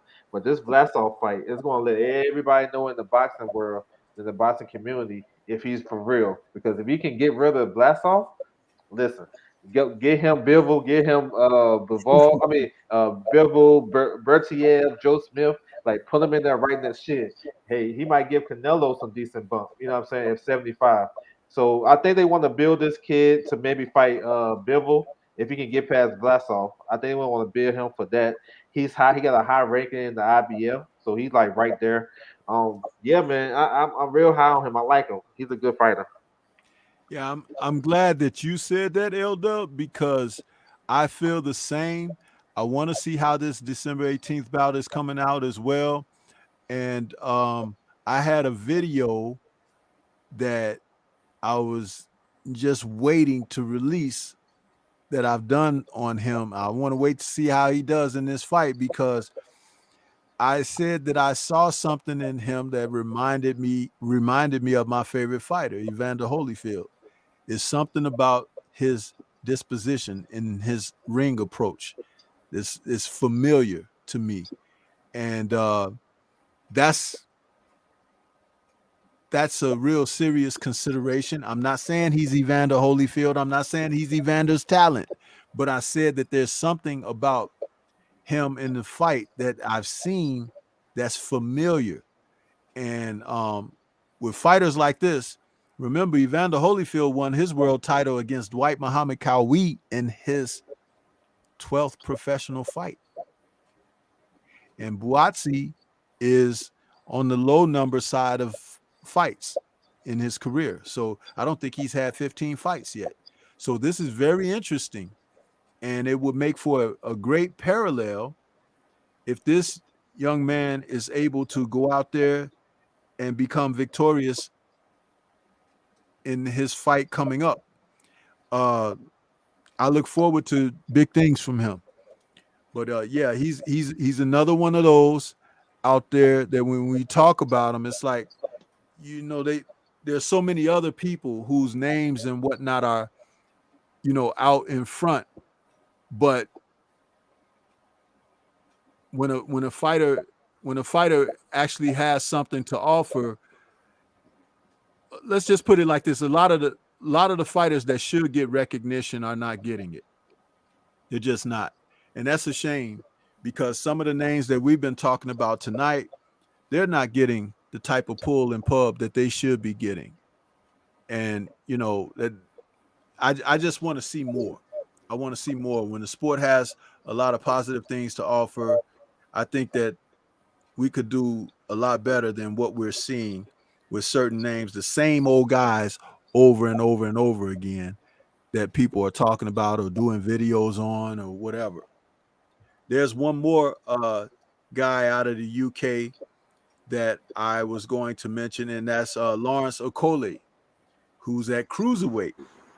And this young man has been out there. He's been sparring in the gym with a lot of the name fighters, Joshua, Fury, even White, Dillian White. And he's been putting it on guys in the gym, according to sources that I've heard from. I would like to ask you, brothers, what do you think about this guy? And if you've seen him, Healer, have you seen this kid fight? Yeah, I think he fought Gassiev or something. Who did he fight last? He won the title from I definitely saw his last Bouatsi. fight. It was a close one at cruiserweight. It was one of them dudes that Usyk had fought in the past. But honestly, I see him and his style and potential as a future undisputed if he decides to stay at cruiserweight. I think he does have things to work on, like using his height to his advantage a little bit more, his reach to his advantage a little bit more. But I think just on fundamentals, bait talent. If he keeps the hard work behind the talent, he'll definitely be a future undisputed. Yeah, he's an interesting fighter, definitely with the dimensions at cruiserweight of 6'6" and the long reach and everything. But yeah, he does. I agree that he has some things he needs to work on. Bruce Goes, have you seen this young man fight? Yeah, I've seen him on the zone cards, and like you said, you know, a freak at cruiserweights, 6'6", bro. I mean, is he going to fill into a heavyweight? You know, possibly. I mean, the man is a work in progress right now. You know, and the heavyweight division is really wide open. The cruiserweight division, the bridgerweight division, you know, however you want to work it. But yeah, bro, I think he definitely belongs in the next generation. He's definitely ready to step up. You know, shout out to Lawrence Okolie, man, for sure. Yes, sir. L-Dub, your thoughts on Okolie? I like this kid. I like how he keep the range. I like his jab. He probably one of the bigger right-handed punchers we have in the sport of boxing. When he touches you with that right hand, it's pretty much a wrap after that. I would like to see him more to work on the hook, like hooking off the jab. You know what I'm saying? Sometimes he sometimes I won't say he fights scary, but sometimes he'll fight hesitant. You know what I'm saying? He know how to clinch. That's one thing that a lot of these young fighters not taught. He can clinch you up and really wrap you up, and you won't do nothing. Now he don't fight out the clinch, but he know how to protect himself in the clinch. So that's a big thing, and that's a good plus when he have to fight guys that's more offensively minded. But he's a good fighter, man. He's remind me of one of uh, those basketball players that just start that's from Africa or something like that. They've been playing soccer all their life, and then they play ball for 1 year, and they come over here and be a lottery pick. He's like that. He got raw talent. Like he's just raw. Like it's still some stuff he can work on. He's still learning, but he's gonna be difficult to beat because of his range, his power, and he just know how to stall you out. Like you can't get off on him, but he can get off on you, and that's the art of boxing. He did not get hit, and I want to see him unify. I would love to fight with him and Breeders. That's one of my favorite fights to be made in 2022. That's a big time fight, unification, number one versus number two, and then I like to see him go on and unify if he can and be undisputed. But yeah, I like him, man. Lawrence Coley, he got something that. See, this is funny. The last two guys you brought up, they actually managed by Anthony Joshua. And these two fighters have something AJ don't have, and that's heart, determination, and really confidence. They more confident fighters than AJ. Like the way they fight, they are set in their style. You know what I'm saying? They understand what they do well, and they're gonna keep doing it. They're not gonna try to change it up because I'm fighting a certain style of opponent. They're not gonna do that. They're gonna, so they're gonna stick to their guns. They like this kid, Coley. I seen him have an ugly fight with Matty Axton. They was hugging each other the whole fight. But you know what he did? He offset the guy and he was able to get through that fight and win. And then his next performance, he stopped the guy in like 2 rounds. So so it's just interesting that we bring up these two fighters and those guys is linked to AJ. So it's just funny. Yeah, and again, like I said, sometimes when certain fighters should get a little more pub and press than they do, I paid attention to him. I've seen about 4 of his fights. And I'm also impressed with him outside the ring because he has some other things to put his attention into that doesn't necessarily detract from the boxing, but it completes who he is as a person. I think he's into music and rap and stuff like that. And it's like, he has an outlet, let's just say. He doesn't have to feel the pressure of just performing as a fighter, but he also has that draws people to him that's outside the sport of the boxing. So it's kind of like he don't feel the pressure of performing, but he can perform naturally because he can fight. He can, like you said, he can hit you with that right hand. He's kind of like Wilder in that sense, where he catch a guy with that right hand in his division, they're usually gonna go. And people like to see knockouts.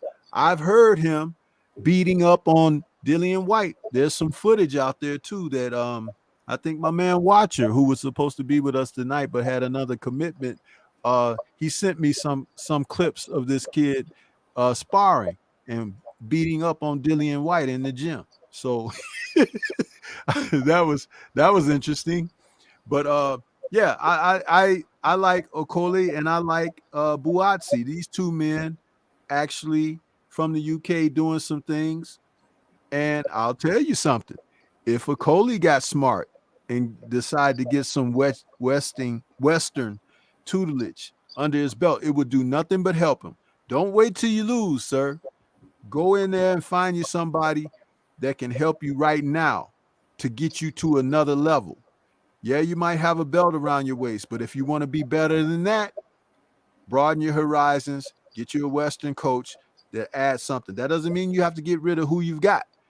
Add to the mix so you can be more diversified in what you're doing out there. And what I was going to say that almost slipped my mind, fellas, about Bouatsi is, with he working with Virgil Hunter, you have to understand that what's his name? Man, why am I having trouble remembering names tonight?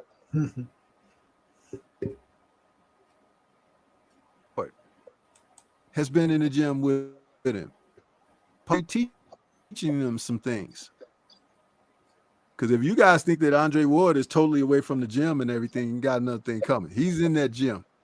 And I believe that he sparred Joshua Buatsi, helping him. You understand? Because Virgil might have asked him, "Hey, can you come and help us out, champ?" You know, because Andre Ward is 5 years removed from sport. He ain't coming back. But it wouldn't surprise me. But that's what happens when you get that type of, mentoring behind you. They can do you plenty favors that can do nothing but help you. He was also, if I can say, he was also in the gym with Virgil Hunter when he was getting Barrios ready for Tank.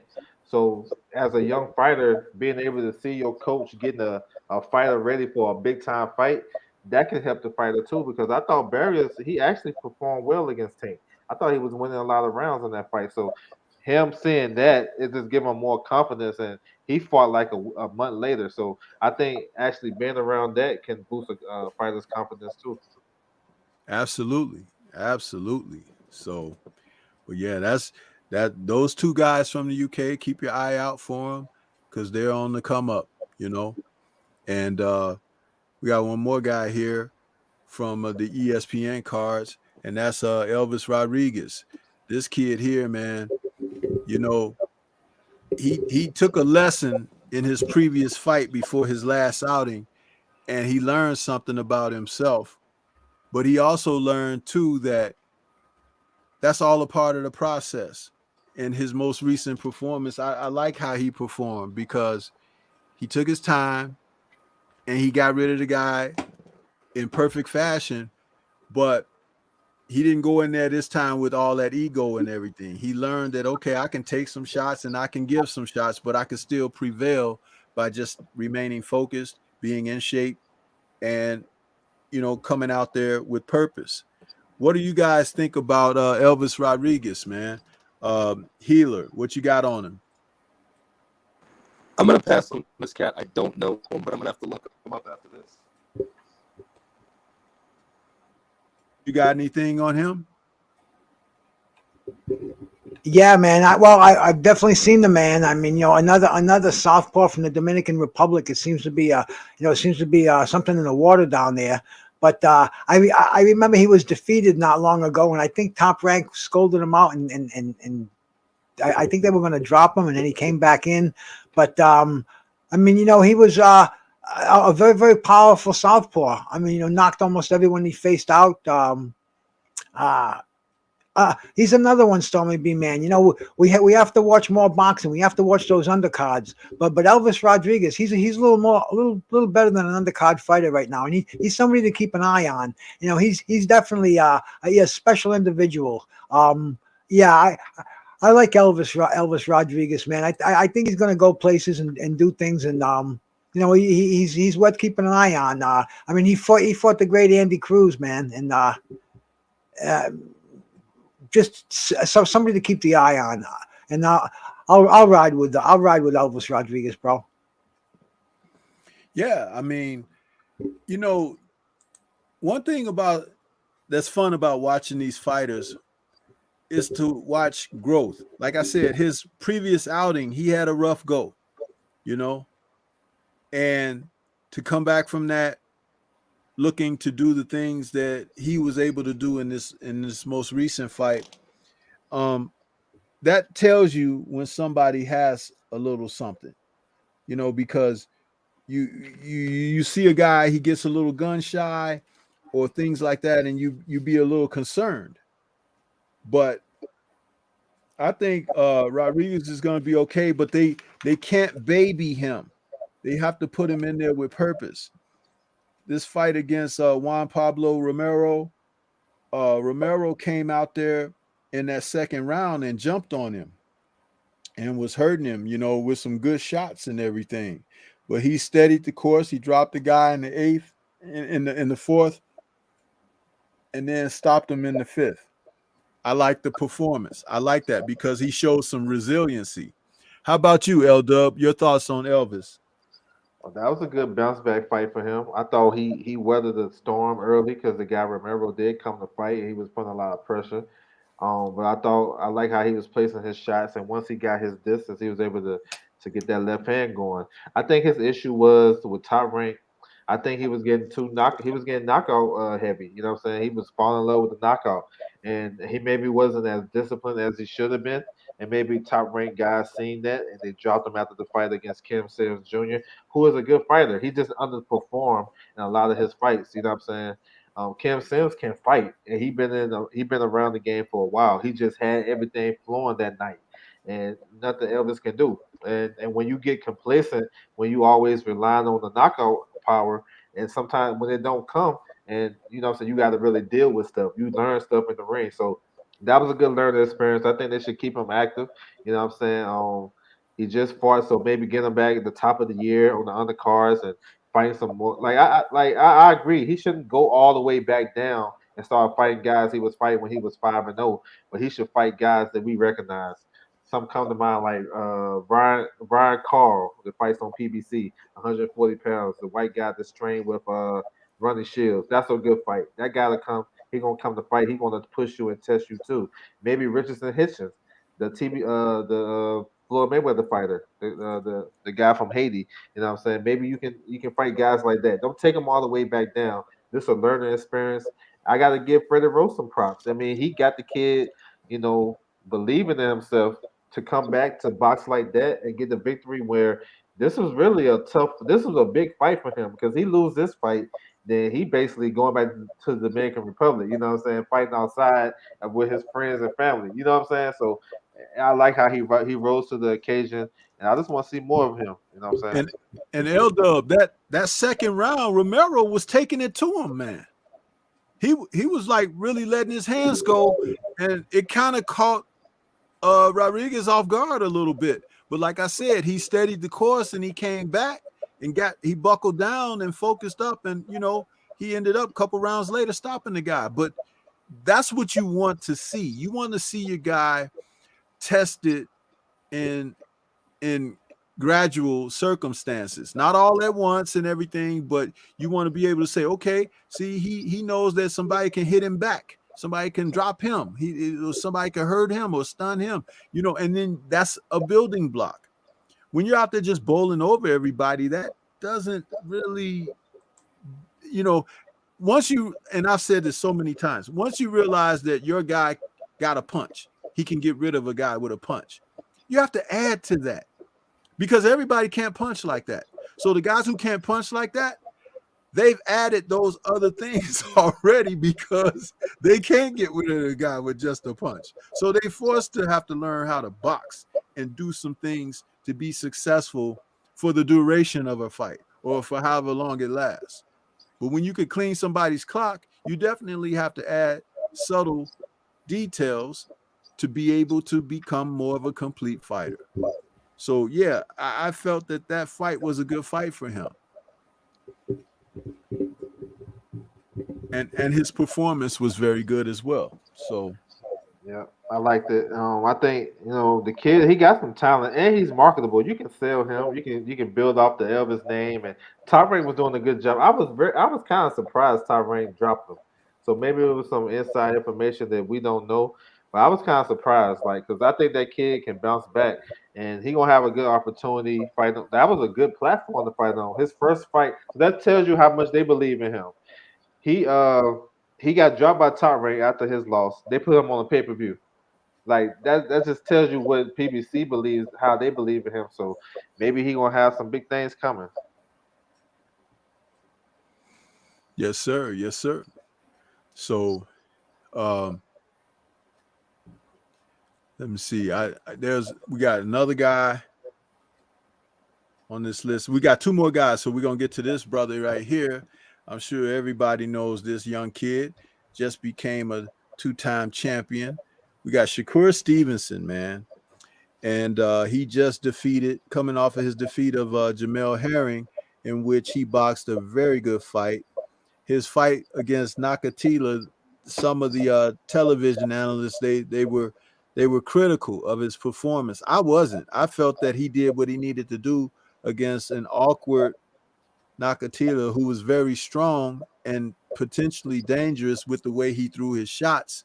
And Shakur fought a safer fight against him, but dropped the guy twice and practically winning every round. So they were critical, saying that it was a snore fest and he put them to sleep and all of that. But I didn't see it that way. And these announcers and commentators, they really need to stop being so judgmental. It's a way to critique a fighter, but not try to put them in a position like Shakur came out of that situation apologizing for his performance. He had nothing to apologize for, winning almost every round of the fight and dropping the guy twice. I mean, there's nothing to apologize for that.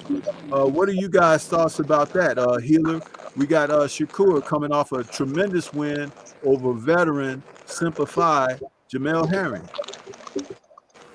Man, first off, shout out to Shakur Stevenson. I think that he is the best of all the prospects, and he's certainly ready. Like, if we were to answer today's question, are the next prospects ready?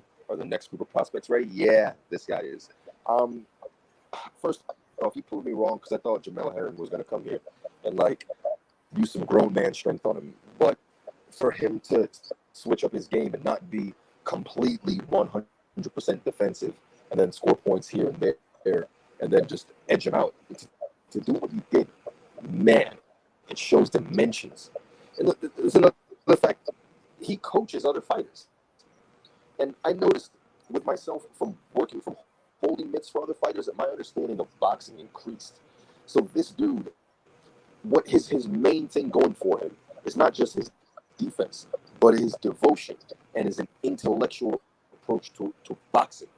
Because you should, when you think about the sweet science of boxing, there's a book. It's a book. There's page 1, there's page 2, there's pages to this book. And it seems like a lot of these dudes, I don't want to like name names and like down other fighters, but how you would say like C class fighters and B class fighters, what really separates the classes of fighters, in my opinion as a coach, would be 2, maybe 3 things, because there's some intangible.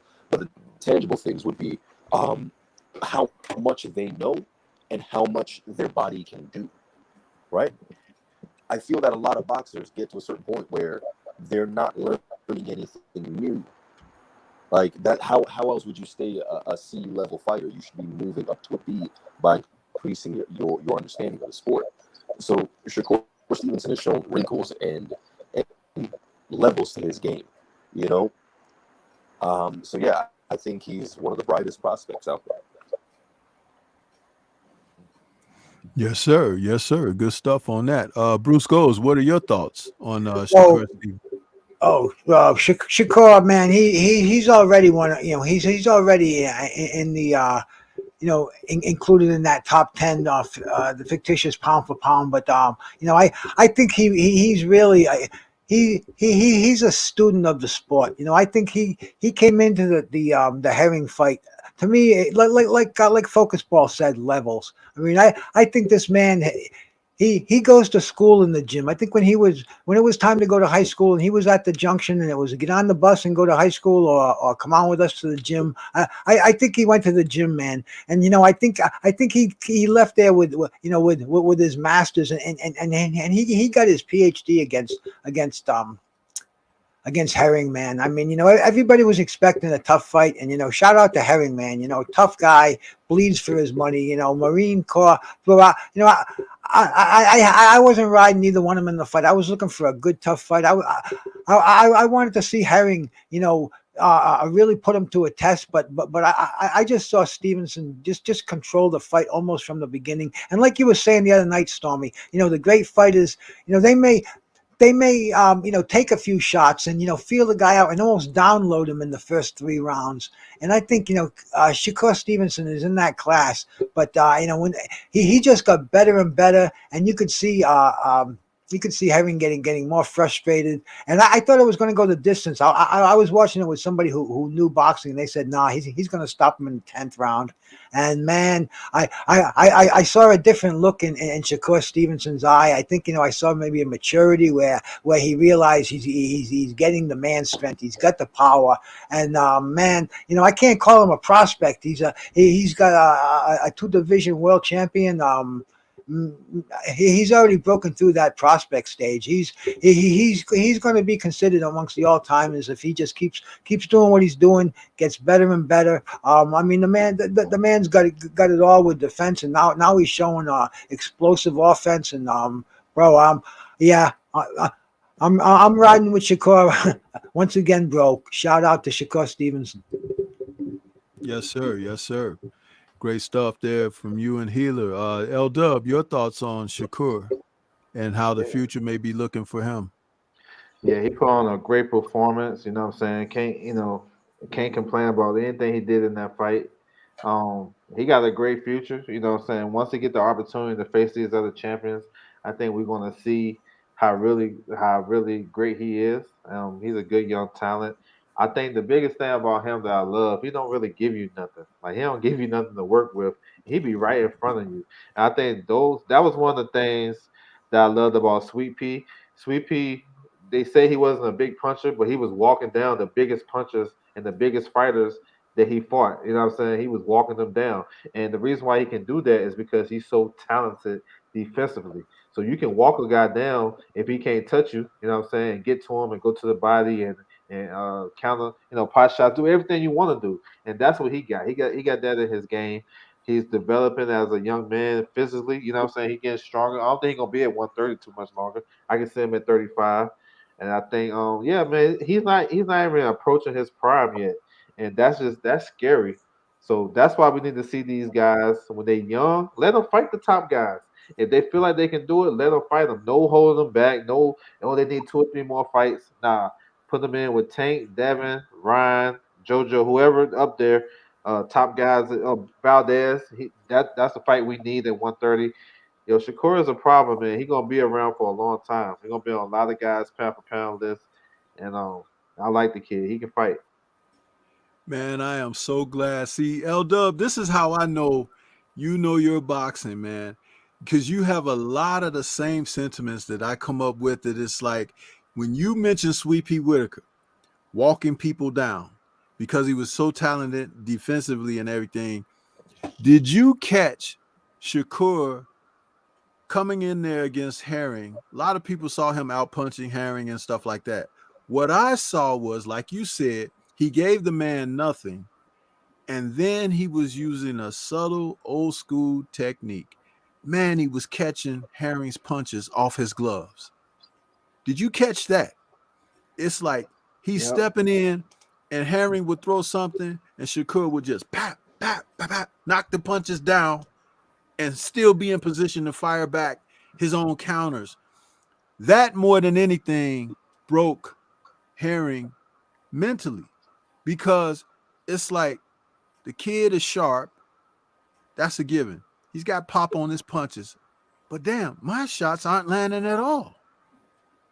And when a guy doesn't have the confidence that he can do anything, he just stopped throwing punches. You don't stop throwing punches because you if anything, you can increase the volume. You can take the power off and increase the volume and start placing them in different areas and stuff like that. Give a guy a different look. But again, when a person is getting to you psychologically, that is not on the table for you. But it's a part of the process of learning the sport of boxing, because it's not always going to go your way. You have to make a way sometimes. But did you catch that, L Dub, that he was, that's old school technique, bro.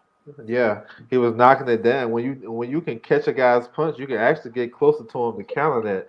And that was putting some mental pressure on Herring. He was like, dang, because Herring think he was going. I don't know why they thought Shakur was going to be boxing like he did against Nagathea.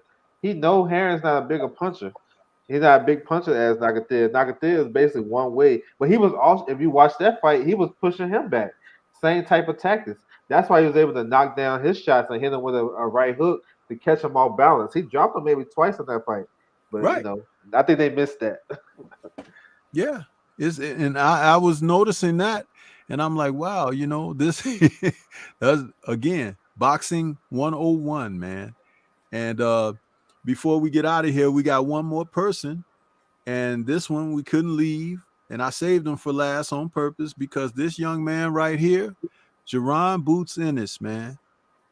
He is not at the party yet, but he is definitely knocking on the door. This young man right here. Healer, give me some thoughts on Jerron Ennis.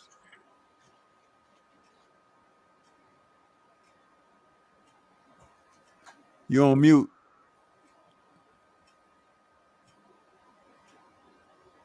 Okay, you might be away from your mic for a moment. Sorry about there you that. go. There you go. So Jerron Boots Ennis.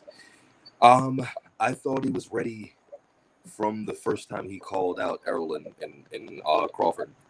I thought he was ready back then. BFTB made a great point saying that just because he beat up Sergey Limpinets, that means he's ready for those guys. I mean, boxing is weird. They say you need step-up fights and whatnot, but who made those people in the step-up fights that person? You get me? It's really a matter of familiarity. Looking at his physical stature alone, he's taller. He's one of the tallest welterweights, and he's got one of the longest reaches. Now, for a guy with a long reach, he doesn't fight on the outside like that. He sometimes smothers his work, as we saw with the Chris Van Heerden fight. But I think Van Heerden probably did a little of that on purpose, you know. Now, just on stature alone, he has some physical attributes that outdo some of the top guys at welterweight. Now he's got power behind that, and he does have the boxing talent and reflexes behind that as well. And I don't think that his competition right now is really truly measuring that. I think we'll see what this guy is made out of when he fights tougher competition, you know. Well, that's my thoughts. I think he'd definitely be a future of the welterweight, but even at 154. Yes, sir. Yes, sir. Bruce Goes, your thoughts on Jerron Ennis? Yeah, I've had my eye on Jerron Ennis. You know, the first time that I saw him, and you know, I saw him and Virgil Ortiz on like a collision course, and you know, I don't know when's the right time. You know, I'm impatient. I'm you know, show me the fight, and we'll talk about the consequences tomorrow. But you know, he looked, you know, the Van Heerden fight, we didn't see nothing in there. That was you know, that was a busted eye. But I think he should have gotten the ring, you know, as quick as he could after that fight. You know, Lipinets, you know, that was okay. Delorme, you know, he was damaged goods too. But you know, he wasted no time. You know, he's another one. He's from a fighting family. There's something different about Jerron Boots Ennis.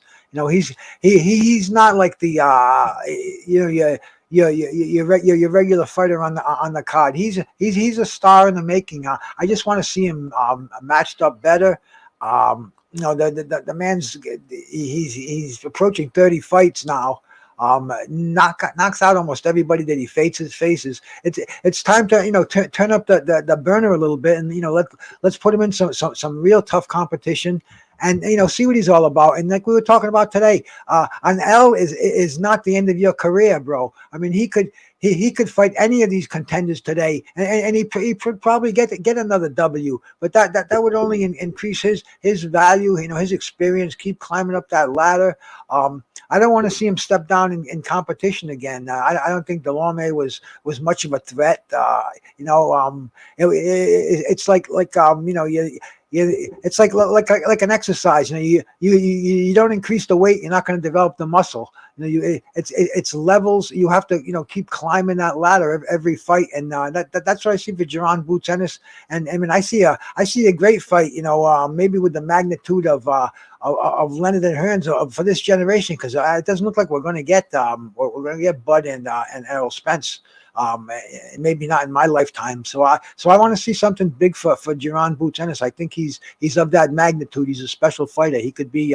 He definitely will be a world champion. And you know, we'll see what happens from there, bro. Yes, sir. And L Dub, your thoughts on Jerron Ennis? Yeah, Boots is a very talented fighter, a lot of skills, athletic, probably one of the most athletic fighters we have today in boxing. I love that he can fight on both sides of the plate. And I like that because he can use that, when he get in tougher fights to kind of offset the guy, similar to what I said about Jared Big Baby Anderson. His time is coming. Boots is top six in all the sanctioned body. I think he's number three in the IBF, so it's coming. We got the politics in the welterweight division. I like for him just to stay active. He fought one time. Actually, he should be ready to have another fight coming up pretty soon. He only had one round of work. He stays in the gym. He's motivated. He's dedicated to this craft. He got his. I love his pops. His pops is a great trainer. He got his two brothers that used to fight. So yeah, Boost is coming, and he's gonna be a problem for the top guys, and they know it. It's just a matter of time. Once he gets his opportunity, we'll see what he's made of. But I think, when they say he's not ready, I look at the guys that the other people, that the other champions fought. I look at the Mean Machines. How would Boost do against him? I think Boost would beat him. The guys, even the guys Spence fought, I'm thinking he'll beat Danny. I think he'll beat some of these guys that these other guys have fought. So he should have an opportunity as well. I think it's coming. They just gotta figure out the right like his dealing with Boots from now on is gonna deal with politics, like more so than more fighters. Because he's a high risk, low reward type of fighter, and he's not gonna get his opportunity unless he become a mandatory in a sanctioning body, or if somebody move up and vacate a title or something like that. So Boots is coming, man. He a problem. He is a problem, and I just want to see more of him. Hopefully he can come back in January, February, get on one of these cards, maybe headline in Philly, kind of start to build his brand. You know what I'm saying? I think Stormy, you talked about this before on one of your shows about how these fighters, when they begin these top fights, they should take their show on the road. Maybe have a fight in Lithuania somewhere. Have a fight in the UK. Go to the UK and fight one of their top guys, or if you can get a fight over there, or what I'm saying, just take your stuff around the world and build your brand. So when it's Right. time to get the Earl Spence fight, when it's time to get the Bud Crawford fight, then you bring it much more to the table than what you originally, it had. So yeah, man, Boots is a problem, man. Really talented.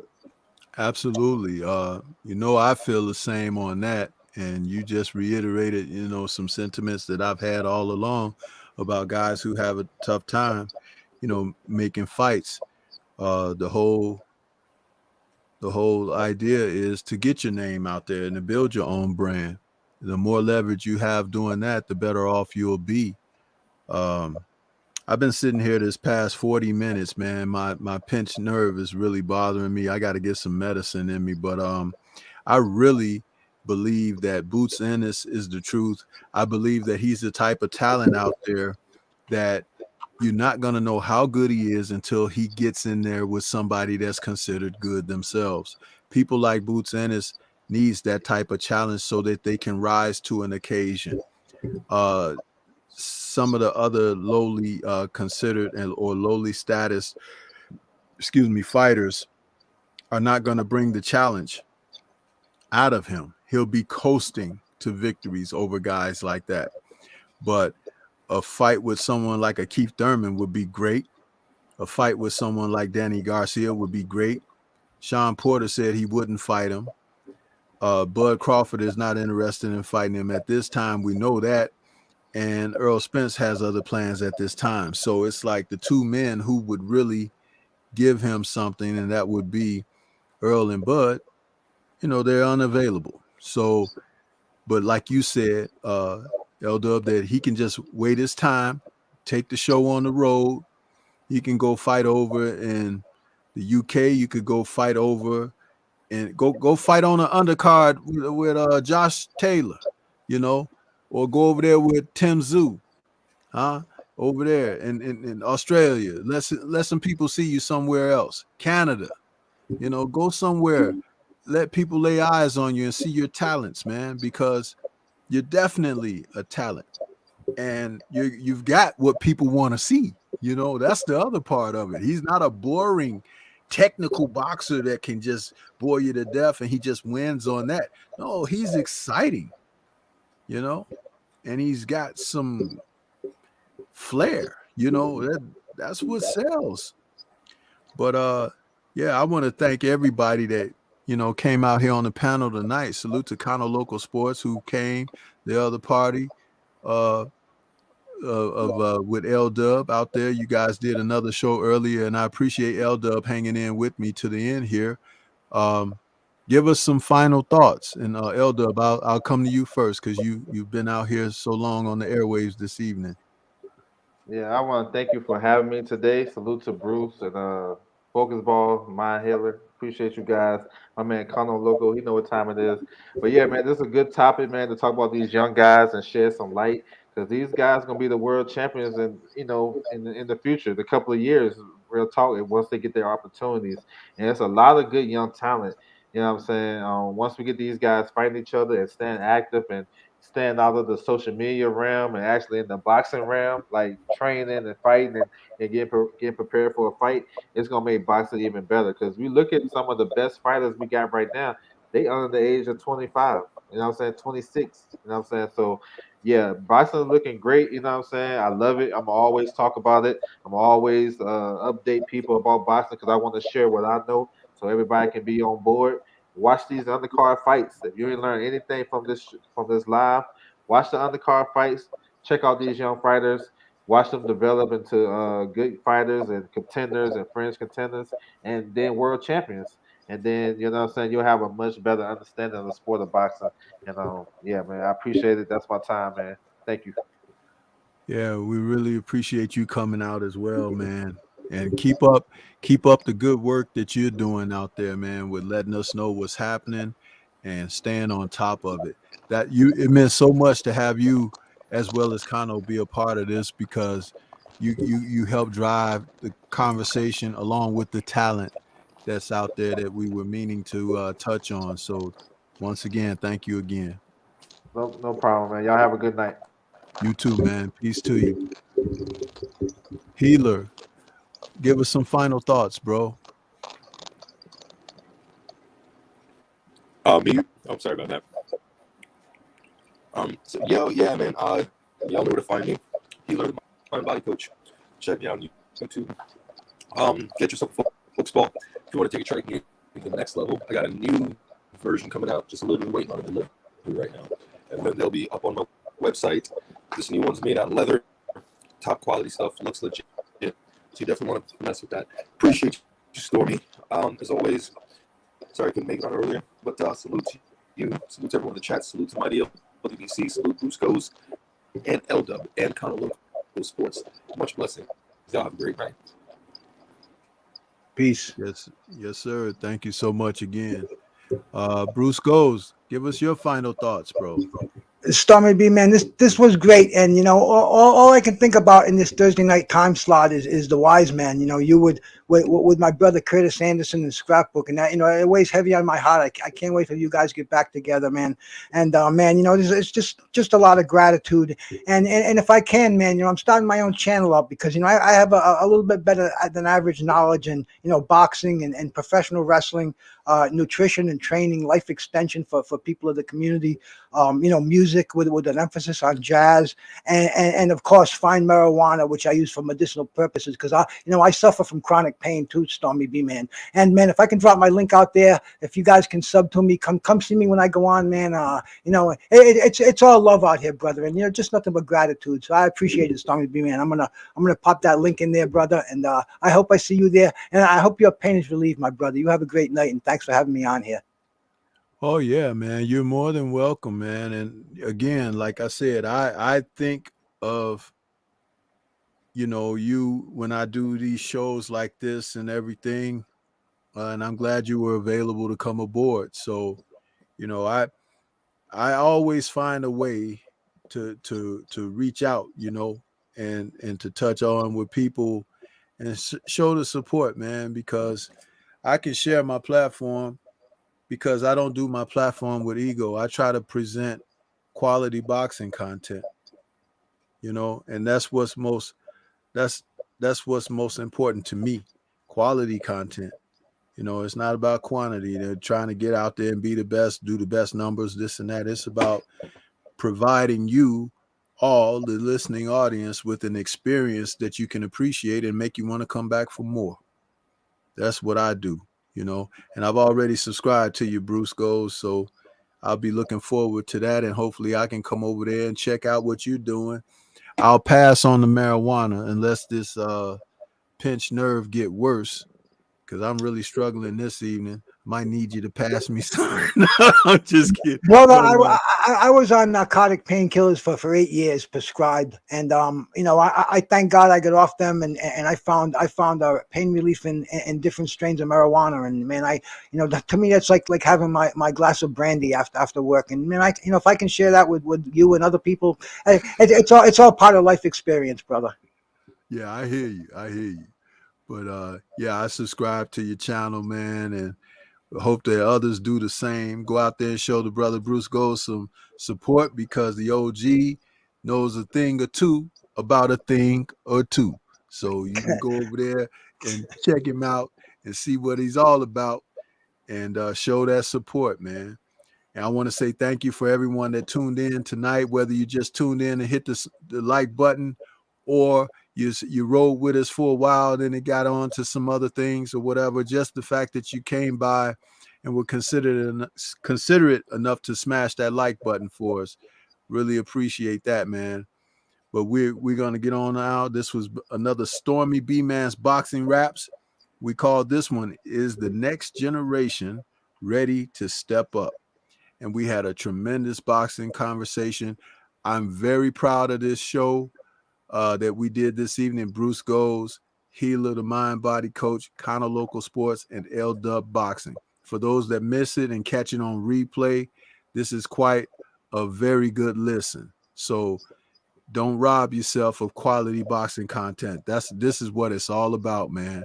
But we're going to get on off of here. Salute to everybody out there. Salute to the mighty LDBC. And we'll catch you guys on the next one.